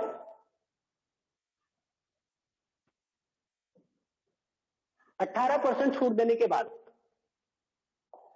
18% छूट देने के बाद एक वॉशिंग मशीन 13,489 रुपए में मिलती है। ध्यान देने की बात है, ये वॉशिंग मशीन है जिसपे कुछ रुपया लिखा है, एमआरपी है, लिखा हुआ है। इस एमआरपी पे छूट दे दिया गया, कुछ पैसे कम कर दिया गया, डिस्काउंट कर दिया गया, और डिस्काउंट के बाद यानी आप इसको डिस्काउंट कर दिया गया, माइनस कर दिया गया, तो कितने में दिया? डिस्काउंट करने के बाद कितने में गया है? 13,489 रुपए में बेच दिया गया। तो क्या होता है, वॉशिंग मशीन का अंकित मूल्य कितना था, तो यानी वॉशिंग मशीन का एमआरपी कितना था, यानी मार्क प्राइस कितना था, एमपी आप कह सकते हैं, मैक्सिमम रिटेल प्राइस इसका फुल फॉर्म होता है। आप मार्क प्राइस बोल सकते हैं, अंकित मूल्य कितना होगा। तो अंकित मूल्य में से डिस्काउंट कम कर दीजिए तो टोटल आपका सेल प्राइस आ जाएगा, एसपी आ जाएगा। तो एमआरपी कितना था ये तो हमें पता नहीं, एमआरपी पे को एक्स मान लो, जब पता ना रहे तो एक्स मान लीजिए। एक्स में कितना परसेंट डिस्काउंट दिया गया ये तो बताया गया ना। अच्छा, डिस्काउंट इस पे दिया गया कि एमआरपी पे दिया गया? एमआरपी पे तो दिया गया होगा, जो अंकित मूल्य होगा एमपी पे ही तो दिया होगा। कितना परसेंट? 18। अब एक्स जो है वो 100% है, अगर एक्स अपॉन 100 कर दिया तो ये क्या हो गया, एक्स का 1% हो गया। 18% निकालना है तो इसको 18 से मल्टीप्लाई कर दे, यानी 18x अपॉन 100, ये क्या हो जाएगा, 18% हो जाएगा। यानी एमआरपी में 18x अपॉन 18x बटा 100 डिस्काउंट कर दिया गया। एक ये एमआरपी है, इसमें डिस्काउंट किया गया, ये डिस्काउंट है। डिस्काउंट कितना गया? 18%। कितने में फिर दिया गया? 14 कितना है, 13,489। फिर कितने में दिया गया? 13,489 रुपए में दिया गया। यानी एमआरपी में से इतना डिस्काउंट कर देंगे तब इतना आएगा। अगर ये एक्स है, अगर एक्स है तो ये कितना होगा, 18% होगा, एक्स का 18, ये होगा 13,489। आप किसी को, कई सारे बच्चे हो सकते हैं ये नहीं पता आ रहा होगा ये 18 कैसे लिख दिया, मैं आपको यहाँ पे समझाता हूं। मान लीजिए अगर यहाँ पे 100 रुपए होता, मान लीजिए आपको यहाँ पे ये एक्स, मान लीजिए अगर यहाँ पे 100 रुपया होता तो इसका 18% कितना होता, इसका 18%, ये 100 से भाग देने पे 1% हो जाता है, और 18 से गुणा करने पे यानी 18% हो जाता है। टोटल 100 करके 18 हो जाता है। मान लीजिए अगर x 50 रुपए होता तो इसका 18% कितना होता, इसको भी चेक करते हैं। इसका 1% निकालने के लिए क्या करें, 100 से भाग दे दीजिए। अब 1% जब आ गया तो 2%, 2 से मल्टीप्लाई कर दो, 4%, 4 से मल्टीप्लाई कर दो, 18%, 18 से मल्टीप्लाई कर दो, 50 गुणे 2, 2 गुणे 9, 9 जो होगा वो कितना होगा, 18% होगा 50 का। इसी तरीके से x का 18, x का जो 1% होगा वो 100 से भाग देने पे आ जाएगा। 18%, ये 1% है, इसको 18 से गुणा कर देंगे तो क्या हो जाएगा, 18x अपॉन 100, ये कितना होगा, ये 18% होगा, ये 18% हो जाएगा। तो ये आपका 18%, इसी तरीके से मैंने यहाँ पे लिखा है। तो ये एमआरपी में से 18% कम कर देंगे तो आपको इतना रुपया मिलेगा। यही क्वेश्चन में तो दिया है। एक्स की वैल्यू पता कर लेंगे, वही आपका अंकित मूल्य हो जाएगा, पता चल जाएगा कितना है। देखते हैं इसको, जब आप सॉल्व करते हैं, ये 1 है तो आप इसको एलसीएम लेना पड़ेगा। तो ये क्या हो जाएगा, 100x माइनस 18x बटा 100 गुणे 13,489। ठीक है, कुछ ज्यादा जगह हमने ले लिया, ज्यादा जगह लिया तो जगह बनाना पड़ेगा।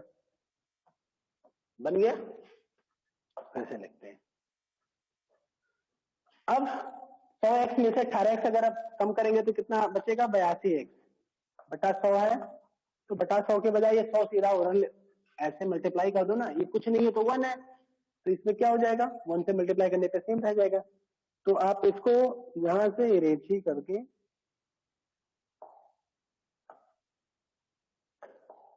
इधर कर दें, 13,489 गुणे 100, आपको यहाँ पे x की वैल्यू पता चल जाएगी। काटना शुरू करते हैं। 41 आ जाएगा, 2 से डिवाइड करेंगे, इसको 2 से डिवाइड करेंगे, 50 आ जाएगा। 41 एक तरीके से क्या है, अभाज्य संख्या है। तो फिर क्या करेंगे, x इक्वल टू 13,489 गुणे 50, इसमें 41 से भाग दीजिए। 41 का पहाड़ा पढ़ते हैं। 41 की आई 123, 4 के 12, 120, 1 3 यानी 41 की 123, 123 यानी यहाँ पे 11 बढ़ा है, 11 और 8 118 हुआ, यानी 41 दूना 82, 118 में से जब आप 82 तो 18 18 36 बचा, 36 और 9 369, 41 4 9 4 9 36 1 9 9 यानी 41 9 369, यानी सबसे पहले 41 यहाँ आया था, 41 दोनों आया था, 4 9 36 से 41 9 यानी 329 बार जाएगा। 41 का पहाड़ा आप 329 बार पढ़ेंगे तो 13,489 आएगा, यानी 329 गुणे 50, 329 गुणे 50 बराबर कितना आ जाएगा, यहाँ पे कर दे 329 गुणे 50, ये क्या है, x बराबर आया था, क्या निकालेंगे, 0 का 0 रह जाएगा, 5 9 जा 45, 5 9 45, 5 दूनी 10, 4 14, 5 3 15, 1 14, 14,450, 14,400 कहाँ पे गया, क्या हम लोग कर रहे थे, हाँ 0 5 9 45, 4 5 दूनी 10, 4 14, 5 3 15, 5 3 15 और 14 के 4 हुआ था तो एक हाथी लाया था, 5 3 15 एक 16 होने चाहिए, 14 नहीं होने चाहिए, 16,450, देखते हैं 16,450, this is your final answer. आसान है, ये भी अच्छा क्वेश्चन था। ये 18% छूट आपको कॉस्ट प्राइस पे था, ना कि सेल प्राइस पे, यही थोड़ा ध्यान देने की बात है और कोई बात नहीं। अगले क्वेश्चन पे चलते हैं, कुछ लंबा सेशन हो जा रहा है। एक बस 8 घंटे में 400 किलोमीटर की दूरी तय करती है, बस की औसत चाल क्या है, चाल बराबर दूरी बटा समय, दूरी कितना चलती है 400,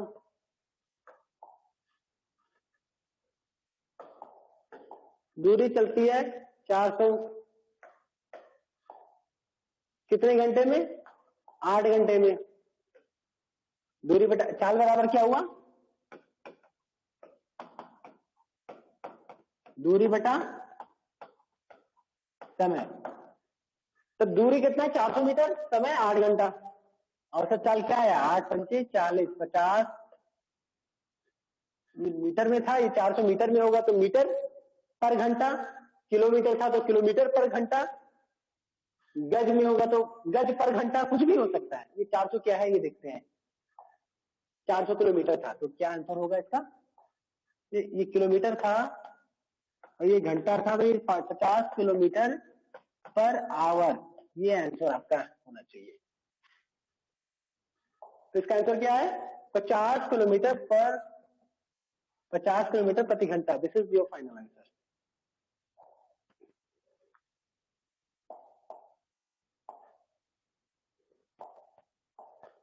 चलिए नेक्स्ट क्वेश्चन देखते हैं। दो व्यक्ति प्रातः 7:30, दो व्यक्ति हैं जो सुबह के 7:30 पर एक दूसरे की ओर चलना प्रारंभ करते हैं, यानी एक आदमी इधर है, दूसरा आदमी इधर है, तो ये दोनों एक तरफ 7:30 पे ऐसे पास एक दूसरे की तरफ चलना प्रारंभ करते हैं। एक की चाल 4 किलोमीटर प्रति घंटा है, दूसरे की चाल 6 किलोमीटर प्रति घंटा है, यानी 1 घंटे में 4 किलोमीटर चलता है और ये दूसरा वाला 1 घंटे में 6 किलोमीटर चलता है, यानी दूसरा वाला ज्यादा तेजी से चलता है। प्रारंभ में यानी जब ये यहाँ पे था और दूसरा वाला यहाँ पे था, जब चलना प्रारंभ में किया था तो इन दोनों के बीच में डिस्टेंस कितना था 25 किलोमीटर, तो कितने बजे आपस में मिलेंगे, यही निकालना है। तो इसे समझने का प्रयास करते हैं। एक आदमी है यहाँ पे M1, एक आदमी यहाँ पे है M2, इसके बीच में डिस्टेंस कितना है? 25 किलोमीटर। M1 की चाल क्या है? 4 किलोमीटर पर आवर। इसका चाल क्या है? 6 किलोमीटर पर। कितने देर में आपस में मिलेंगे? मान लो 1 घंटा ये चला, 1 घंटा वो चला, कुछ तो चला होगा। ये मिलेंगे जितनी, कहीं पे यहां पे मिले, यहां पे मिले या यहां पे मिले, चलने का समय तो सेम रहा होगा ना।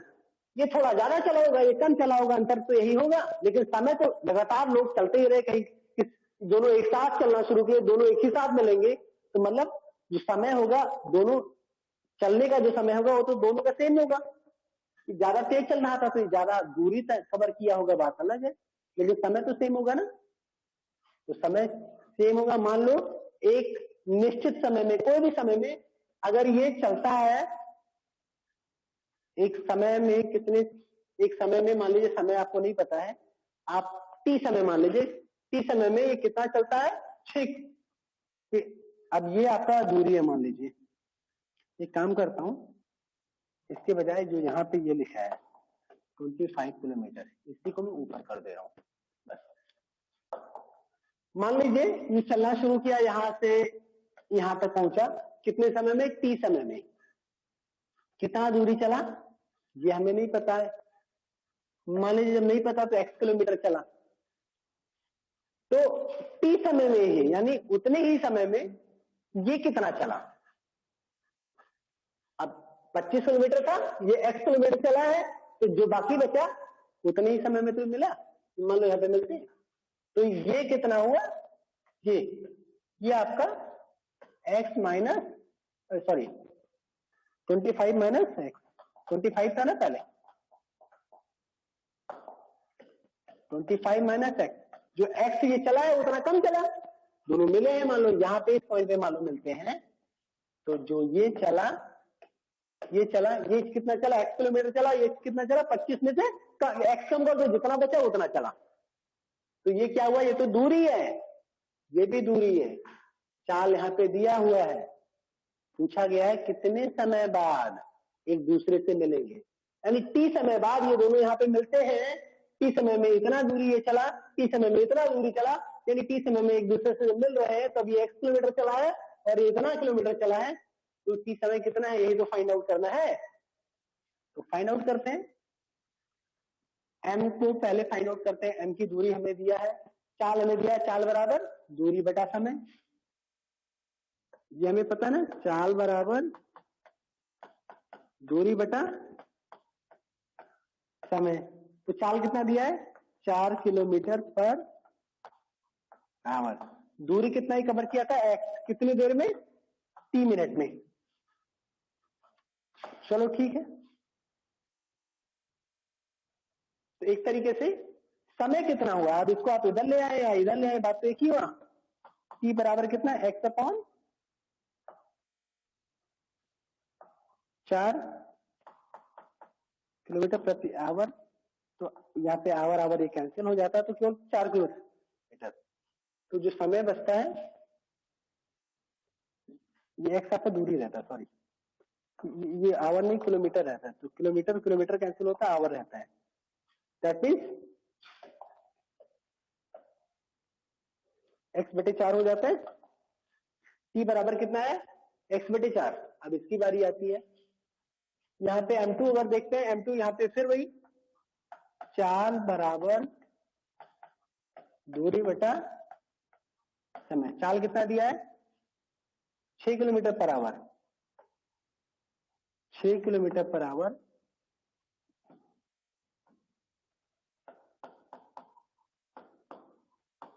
बराबर दूरी कितना दिया है? 25 में से x कम कर दो, उतना दूरी चला कितने समय में? t समय में। अब ये t इधर ले आइए, t बराबर कितना आया? 25 माइनस x बटे 6। ये t बराबर यहाँ पे भी x अपॉन 4 है, t बराबर इतना, यानी इतने समय में ये इसको जितना चाल चला, जितना दूरी चला और जिस चाल से चला, उसमें कितना समय लगा? इतना। और इतना दूरी चलने में इस स्पीड से कितना समय लगा? इतना। तो समय तो दोनों का सेम ही है, तो दोनों को निकाल लीजिए, दोनों को कंपेयर करा लीजिए, आपका आंसर t बराबर आ जाएगा। करते हैं, जगह बनाते हैं पहले बोर्ड पे।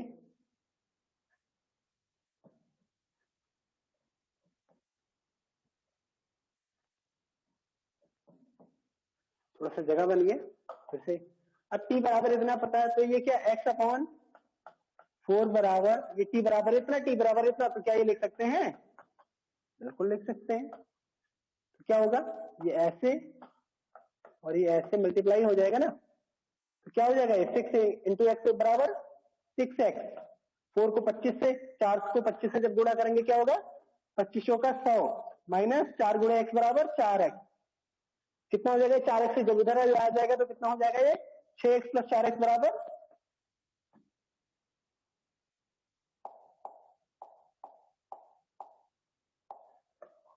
6x प्लस 4x बराबर कितना बचेगा, 100। अब ये यहाँ पे आगे कर रहे हैं, 10x बराबर 100, 10 कट जाएगा, तो x बराबर कितना आएगा, ये x क्या है, x यानी ये x मैंने कहा पे, ये x क्या है, x क्या माना गया था, दूरी। ध्यान देने की बात है, ये दूरी यदि आया है, समय नहीं आया है, यानी ये 10 किलोमीटर ये चला है और ये 25 में से 10 चला तो ये 15 चला है। कहने का मतलब ये है, तो जब ये 10 किलोमीटर चला है 4 किलोमीटर पर आवर में, तो 10 किलोमीटर चलने में, अब क्यों ना 4 बराबर दूरी बटा समय होता है, तो समय बराबर दूरी जो चला 10 किलोमीटर कितने समय में, कितने चाल से, 4 किलोमीटर पर आवर। तो ये जब काटेंगे, वही आपका फॉर्मूला फिर से कर दे रहे हैं, चाल बराबर दूरी बटा समय। अब दूरी आपने कितना निकाला, चाहे यहाँ पे निकालो तो भी x बराबर 10 आएगा, यहाँ पे निकालो तो भी x बराबर 10 ही आएगा। तो x में से जब 10 आप रखते हैं तो यहाँ पे 10 किलोमीटर चला, तो बाकी यानी 25 में से 10 किलोमीटर निकाले तो ये कितना चला, m2 15 चला, 6 किलोमीटर पर आवर स्पीड से चल रहा था ना, इसलिए ज्यादा चला है। समय देखते हैं कितना हुआ, 40 का कितना था, ये m1 का मान लीजिए 4 था, दूरी कितना चला था 10 किलोमीटर, समय कितना चला, यही तो निकालना है। इधर कर दीजिए, t ऊपर ले आइए, 10/4 बराबर 4 दूनी 8 यानी 2.5, 2.5 घंटा।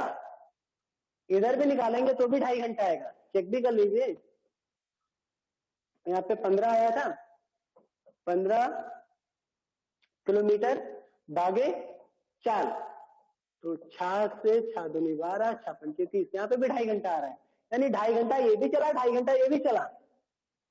2.5 घंटा बाद वो आपस में मिलते हैं, और 2.5 घंटा में वो 10 किलोमीटर M1 चला है, 15 किलोमीटर M2 चला है, यानी 2.5 घंटे बाद वो एक दूसरे पे मिलते हैं। यानी कितने बजे मिलेंगे, 7:30 बजे जब चलना शुरू किए थे, तो 2.5 घंटा बाद कितना बच चुका रहेगा, 8:30 1 घंटा, 9:30 2 घंटा, 30 मिनट और, यानी 10 बजे एग्जैक्टली मिलेंगे, 10 बजे exactly. This is the final answer, this is the correct answer.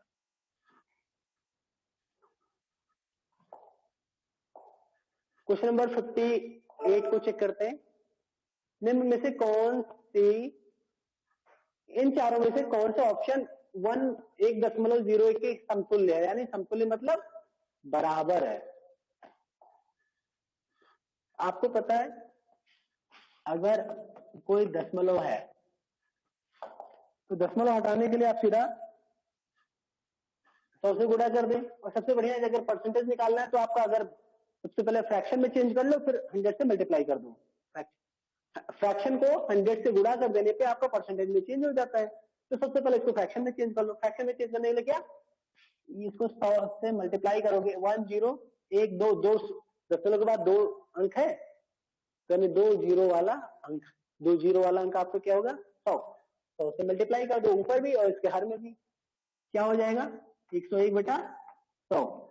और जब आप इसको, इस फ्रैक्शन को, यानी ये आप फ्रैक्शन की हिंदी अचानक में भूल गया, पता नहीं, चलिए ठीक है। इस फ्रैक्शन को, यानी जो आपका अंश और हर के फॉर्मेट में जो लिखा है, इसको आप परसेंटेज में अगर चेंज करना हो, प्रतिशत में चेंज करना हो, तो सीधा सीधा आप 100 से मल्टीप्लाई कर दो, ये 100 कैंसिल हो जाएगा, कितना हो जाएगा 101%, 101% आएगा आंसर। 101% कहाँ पे, ये पॉइंट है, ये भी पॉइंट है 10% वाला, ये ज्यादा ही है, यानी ये भी रॉन्ग, ये भी रॉन्ग, ये भी wrong. This is the correct answer. यदि किसी लीप वर्ष, नेक्स्ट क्वेश्चन क्या है, यदि किसी लीप वर्ष का पहला दिन मंगलवार हो तो उस वर्ष का अंतिम दिन होगा। बहुत अच्छा क्वेश्चन है।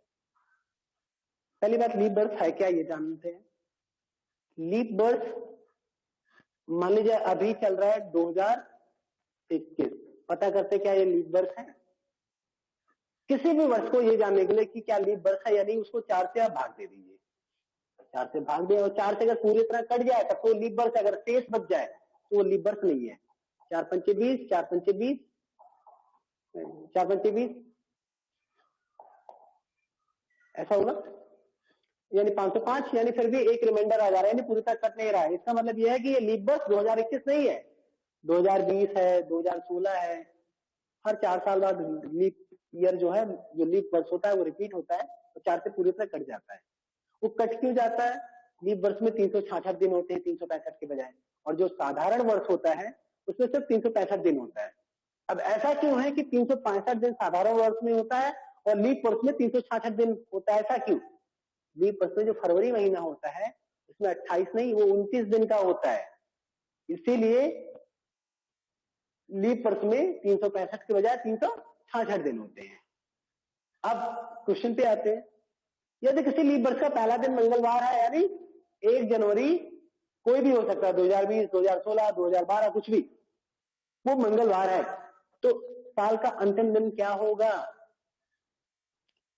टोटल दिन कितने होंगे? 366। इसको 7 से आप भाग दे दीजिए। 7 से भाग देने पे जो आपका आंसर आएगा, 7 से भाग देने पे जो आपका आंसर आता है, 7 बचे 35, बचेगा 1, 7 दूनी 14, यानी यहाँ पे +2 रिमाइंडर आया, ये शेष आया है। यानी मंगलवार में 2 आपको जोड़ देना है, बुधवार बृहस्पतिवार, बुधवार बृहस्पतिवार।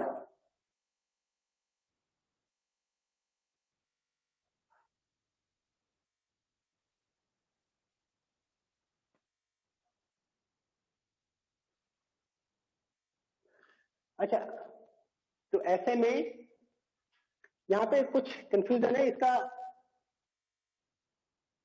832 40 नहीं, एक चीज है, मैं आपको एक कॉन्सेप्ट आपको फिलहाल बता दूंगा। एक बात मैं आपको बताता हूँ, जो आपका लीप वर्ष नहीं होता है उसके लिए जो आपका पहला दिन होता है ना, साल का जो पहला दिन होता है वही अंतिम दिन भी होता है। तो ये लीप वर्ष तो है नहीं, यानी साल का जो पहला दिन होगा उसके बाद का एक दिन होगा, यही होना चाहिए। बुधवार होना चाहिए। फिलहाल 366 दिन है, 7 से भाग करते हैं, 7 बचे 35, बचेगा 16, 7 दूनी 14, यानी 2 वर्ष आपका एक्स्ट्रा है, बाउंड पूरी पे कट जा रहा है। बाउंड करने पे आपका सेम आ जाना चाहिए, तो 2 जुड़ने पे आपका बुधवार होना चाहिए या बृहस्पतिवार होना चाहिए।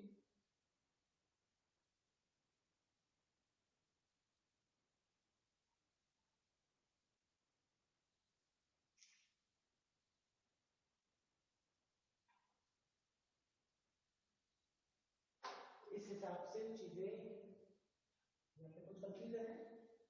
फिलहाल 2 फॉर्मेट है, अभी के लिए आप ये मान के चलिए, इसको हम नेक्स्ट क्लास में आपका डिस्कस भी कर लेंगे। अभी के लिए मान के चलिए जो लीप ईयर होता है, जो नॉन लीप ईयर होता है, जो साधारण वर्ष होता है, जो पहला दिन होता है वो अंतिम दिन भी होता है। लीप ईयर में मंगलवार है तो बुधवार होगा, फिर बुधवार होगा, ठीक है। क्योंकि अगर लीप ईयर है तो उसमें जो फर्स्ट डे जो दिन होगा अंतिम दिन उसका एक दिन बाद होगा। अगर लेकिन साधारण वर्ष है तो जो पहला दिन होगा वही अंतिम दिन भी होगा, इसी को ध्यान रखिए ऐसे क्वेश्चन में। लेकिन अगर एक दिन 2 दिन या 1 महीने 2 महीने बाद का आता है तो 7 से डिवाइड करके जैसे अभी मेरा था तो वैसे ही आता है। नेक्स्ट क्वेश्चन करते हैं, लास्ट क्वेश्चन। किसी व्यापारी को 31 रुपए में कोई सामान बेचने पर 7% की हानि होती है। तो एक व्यापारी है, उसको 31 रुपए में अगर सामान बेचा तो कितना परसेंट का हानि हुआ? 7% की। अगर वो आप सामान 35 रुपए में बेचे तो कितने प्रतिशत का लाभ होगा? यानी 35 रुपए पे बेचने पे लाभ होने लगता है, अगर 31 रुपए में बेचने पे हानि होती है, कितना हानि होती है 7%। कोई व्यापारी है वो 31 रुपए का जो बेचता है कितना 7% का क्या होता है लॉस होता है। 35 रुपए के बेचने से कितना प्रॉफिट होगा ये पूछा जा रहा है। तो 31 रुपए में 7% लॉस हो रहा है, तो क्या 31 रुपए का 7% निकालेंगे तो रिजल्ट होगा जी नहीं। ये कोई सामान है इस पे जो भी होगा अंतिम मूल्य होगा यानी मार्केट प्राइस होगा यानी एमआरपी होगा अपने लैंग्वेज में। इसको एमआरपी 35 से कम होगा तो 35 पे बेचने का तो लाभ होने लग रहा है, लेकिन 31 से ज्यादा है। 35 रुपए इसकी कोई कॉस्ट प्राइस है, इसका कोई सीपी है, लेकिन बोल के बजाय आप इसको लिखिए सीपी यानी कॉस्ट प्राइस यानी कीमत हुआ। लेकिन इससे क्या हुआ 31 रुपए का बेचे तो ये 7% का लॉस हो गया, यानी जो कॉस्ट प्राइस है वो कितना है 31 रुपया तो है ही, प्लस जो 7% की जो हानि हुई है वो भी है। तो 7% इसका 7% ना कॉस्ट प्राइस माने जिसका हमें नहीं पता मान लीजिए x है तो इसका 7% कितना होगा अभी मैंने बताया है x मान लीजिए 100% है तो x का 1% हो गया x बटा 100 और इसको 7 से मल्टीप्लाई कर दे तो 7x अपॉन 100 क्या हो जाएगा ये 7% हो जाएगा। 7% हो जाएगा यानी जो सीपी है plus loss equal to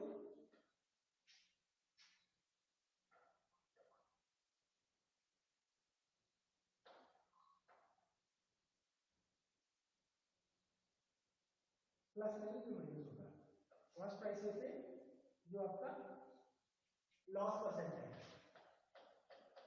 loss cost price में से लॉस कम कर देंगे जितना लॉस हो वो कम कर देंगे तो क्या मिल जाएगा आपको सेम प्राइस हो जाएगा। सीपी कितना दिया है x मान लिया गया, लॉस कितना है 7% है 7x अपॉन 100 बराबर कितना सेल प्राइस कितना है सेल प्राइस के लिए क्या होना चाहिए 31 रुपए। अब इसको निकालेंगे 100x 100x माइनस 7x बराबर 93x। इसको चलो मैं 100x माइनस 7x अपॉन 100 ऐसे आएगा तो जल्दी में शॉर्टकट नहीं करते आपको तो समझाते नहीं चलते।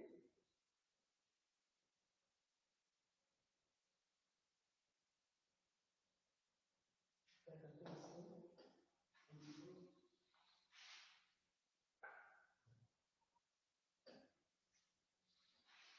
जगह बनाते हैं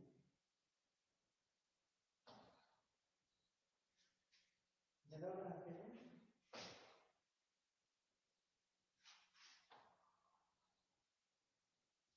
चलिए यहाँ पे थोड़ा बहुत दिख रहा है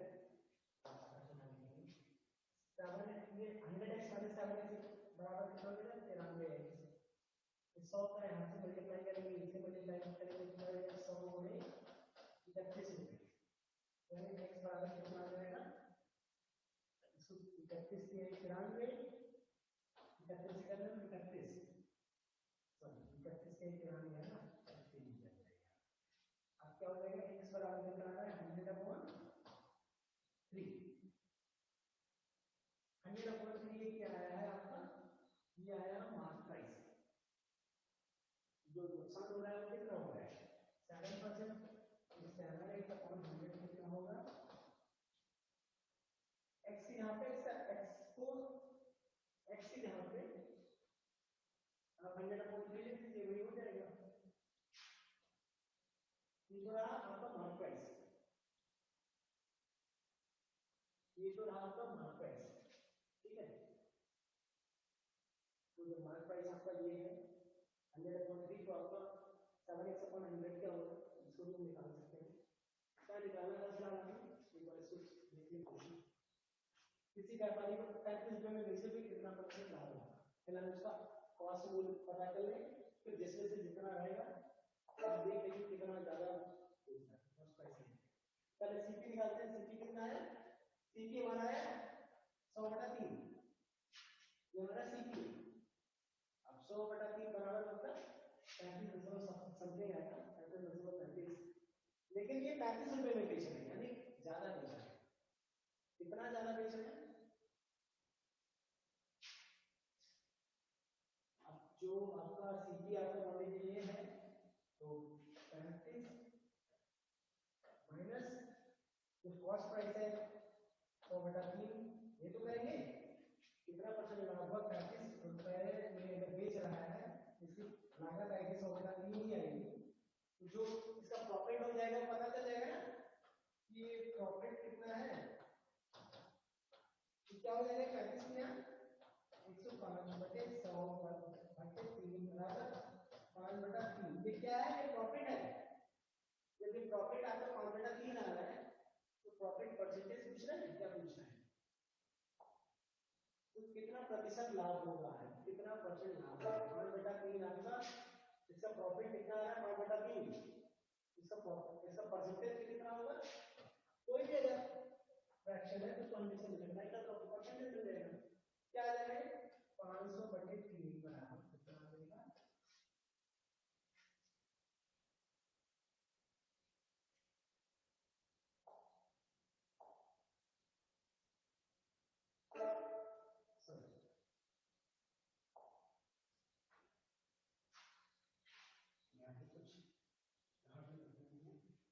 तो प्रॉफिट जो है, जो जितना 35 रुपए का सामान था उससे से जो कॉस्ट मिलती, कॉस्ट प्राइस कितना थी 35 रुपए का, तो ये आपको कितना हो जाएगा? तो प्रॉफिट है।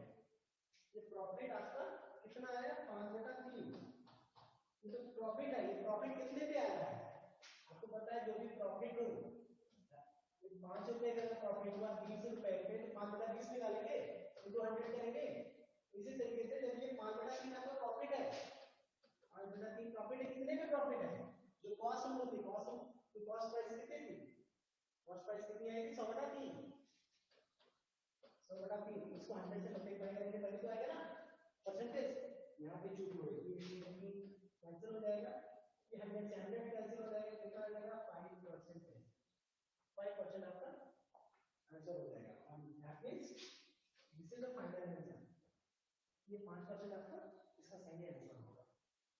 आई होप आप सभी को समझ में आया होगा। इस तरीके से 1 बाय 1 सारे क्वेश्चंस को सॉल्व किया जाता है। किस तरह से भूल भी होती है, किस तरह से गलतियां होती है, तो सारा आज के सेशन में आपको दिखा होगा। एक दो जगह मैं भी भूला हूं, तुरंत ही चेक वाली कुछ कहीं पे गड़बड़ है, फिर से चेक किया। ऐसे आपके साथ भी हो सकता है। बनाना नहीं है, सिर्फ आपको प्रैक्टिस करना। प्रैक्टिस करने में आपको पता चल जाएगा कि हाँ ये मिस्टेक है या क्या होना चाहिए। उस हिसाब से आप अपने आंसर्स को, अपने एग्जामिनेशन को आप क्रैक कर सकते हैं, आप अपने आंसर्स को मार्क कर सकते हैं। फिलहाल आज के लिए इतना ही। आई होप आप सभी को अच्छा लगा होगा। अगले किसी अन्य दूसरे वीडियोस में दूसरे प्रैक्टिस सेट का सॉल्व जल्दी लेकर के आप लोग आएंगे। तब तक के लिए इतना ही। एक और प्रैक्टिस सेट का फोटो, एक और सबमिशन राहुल सर द्वारा अपलोड किया गया है इसी प्लेटफॉर्म पे, इसी चैनल पे, लेकिन उसमें थोड़ा सा वॉइस प्रॉब्लम आ गया। सर ने दोबारा वीडियो बनाया, लेकिन दुर्भाग्यवश फिर से वो कुछ टेक्निकल रीजन की वजह से माइक नहीं साफ काम किया। अभी मैं फिर से, अब काफी रात हो चुकी थी तो मैं स्वयं से रिकॉर्डिंग किया। अगर आवाज बेहतर आया नहीं होगी तो मैं ये वीडियो अपलोड करूंगा, आप लोग उसको देखिएगा, भी अपने फ्रेंड्स के साथ शेयर भी करिएगा। कैसा लगा आज का सेशन, आपको समझ में आया या कहाँ पे कुछ इंप्रूवमेंट करने की चीजें चाहिए, आप कहाँ पे इंप्रूवमेंट करना चाहिए, आप कमेंट बॉक्स में कमेंट करके आप बताइएगा। That's all for today. I hope आप सभी लोग अपने दोस्तों के साथ भी शेयर करेंगे, लोगों के साथ भी शेयर करेंगे, उनका भी शेयर करेंगे और बेहतर होगा। ठीक है, that's all for today. Goodbye everyone.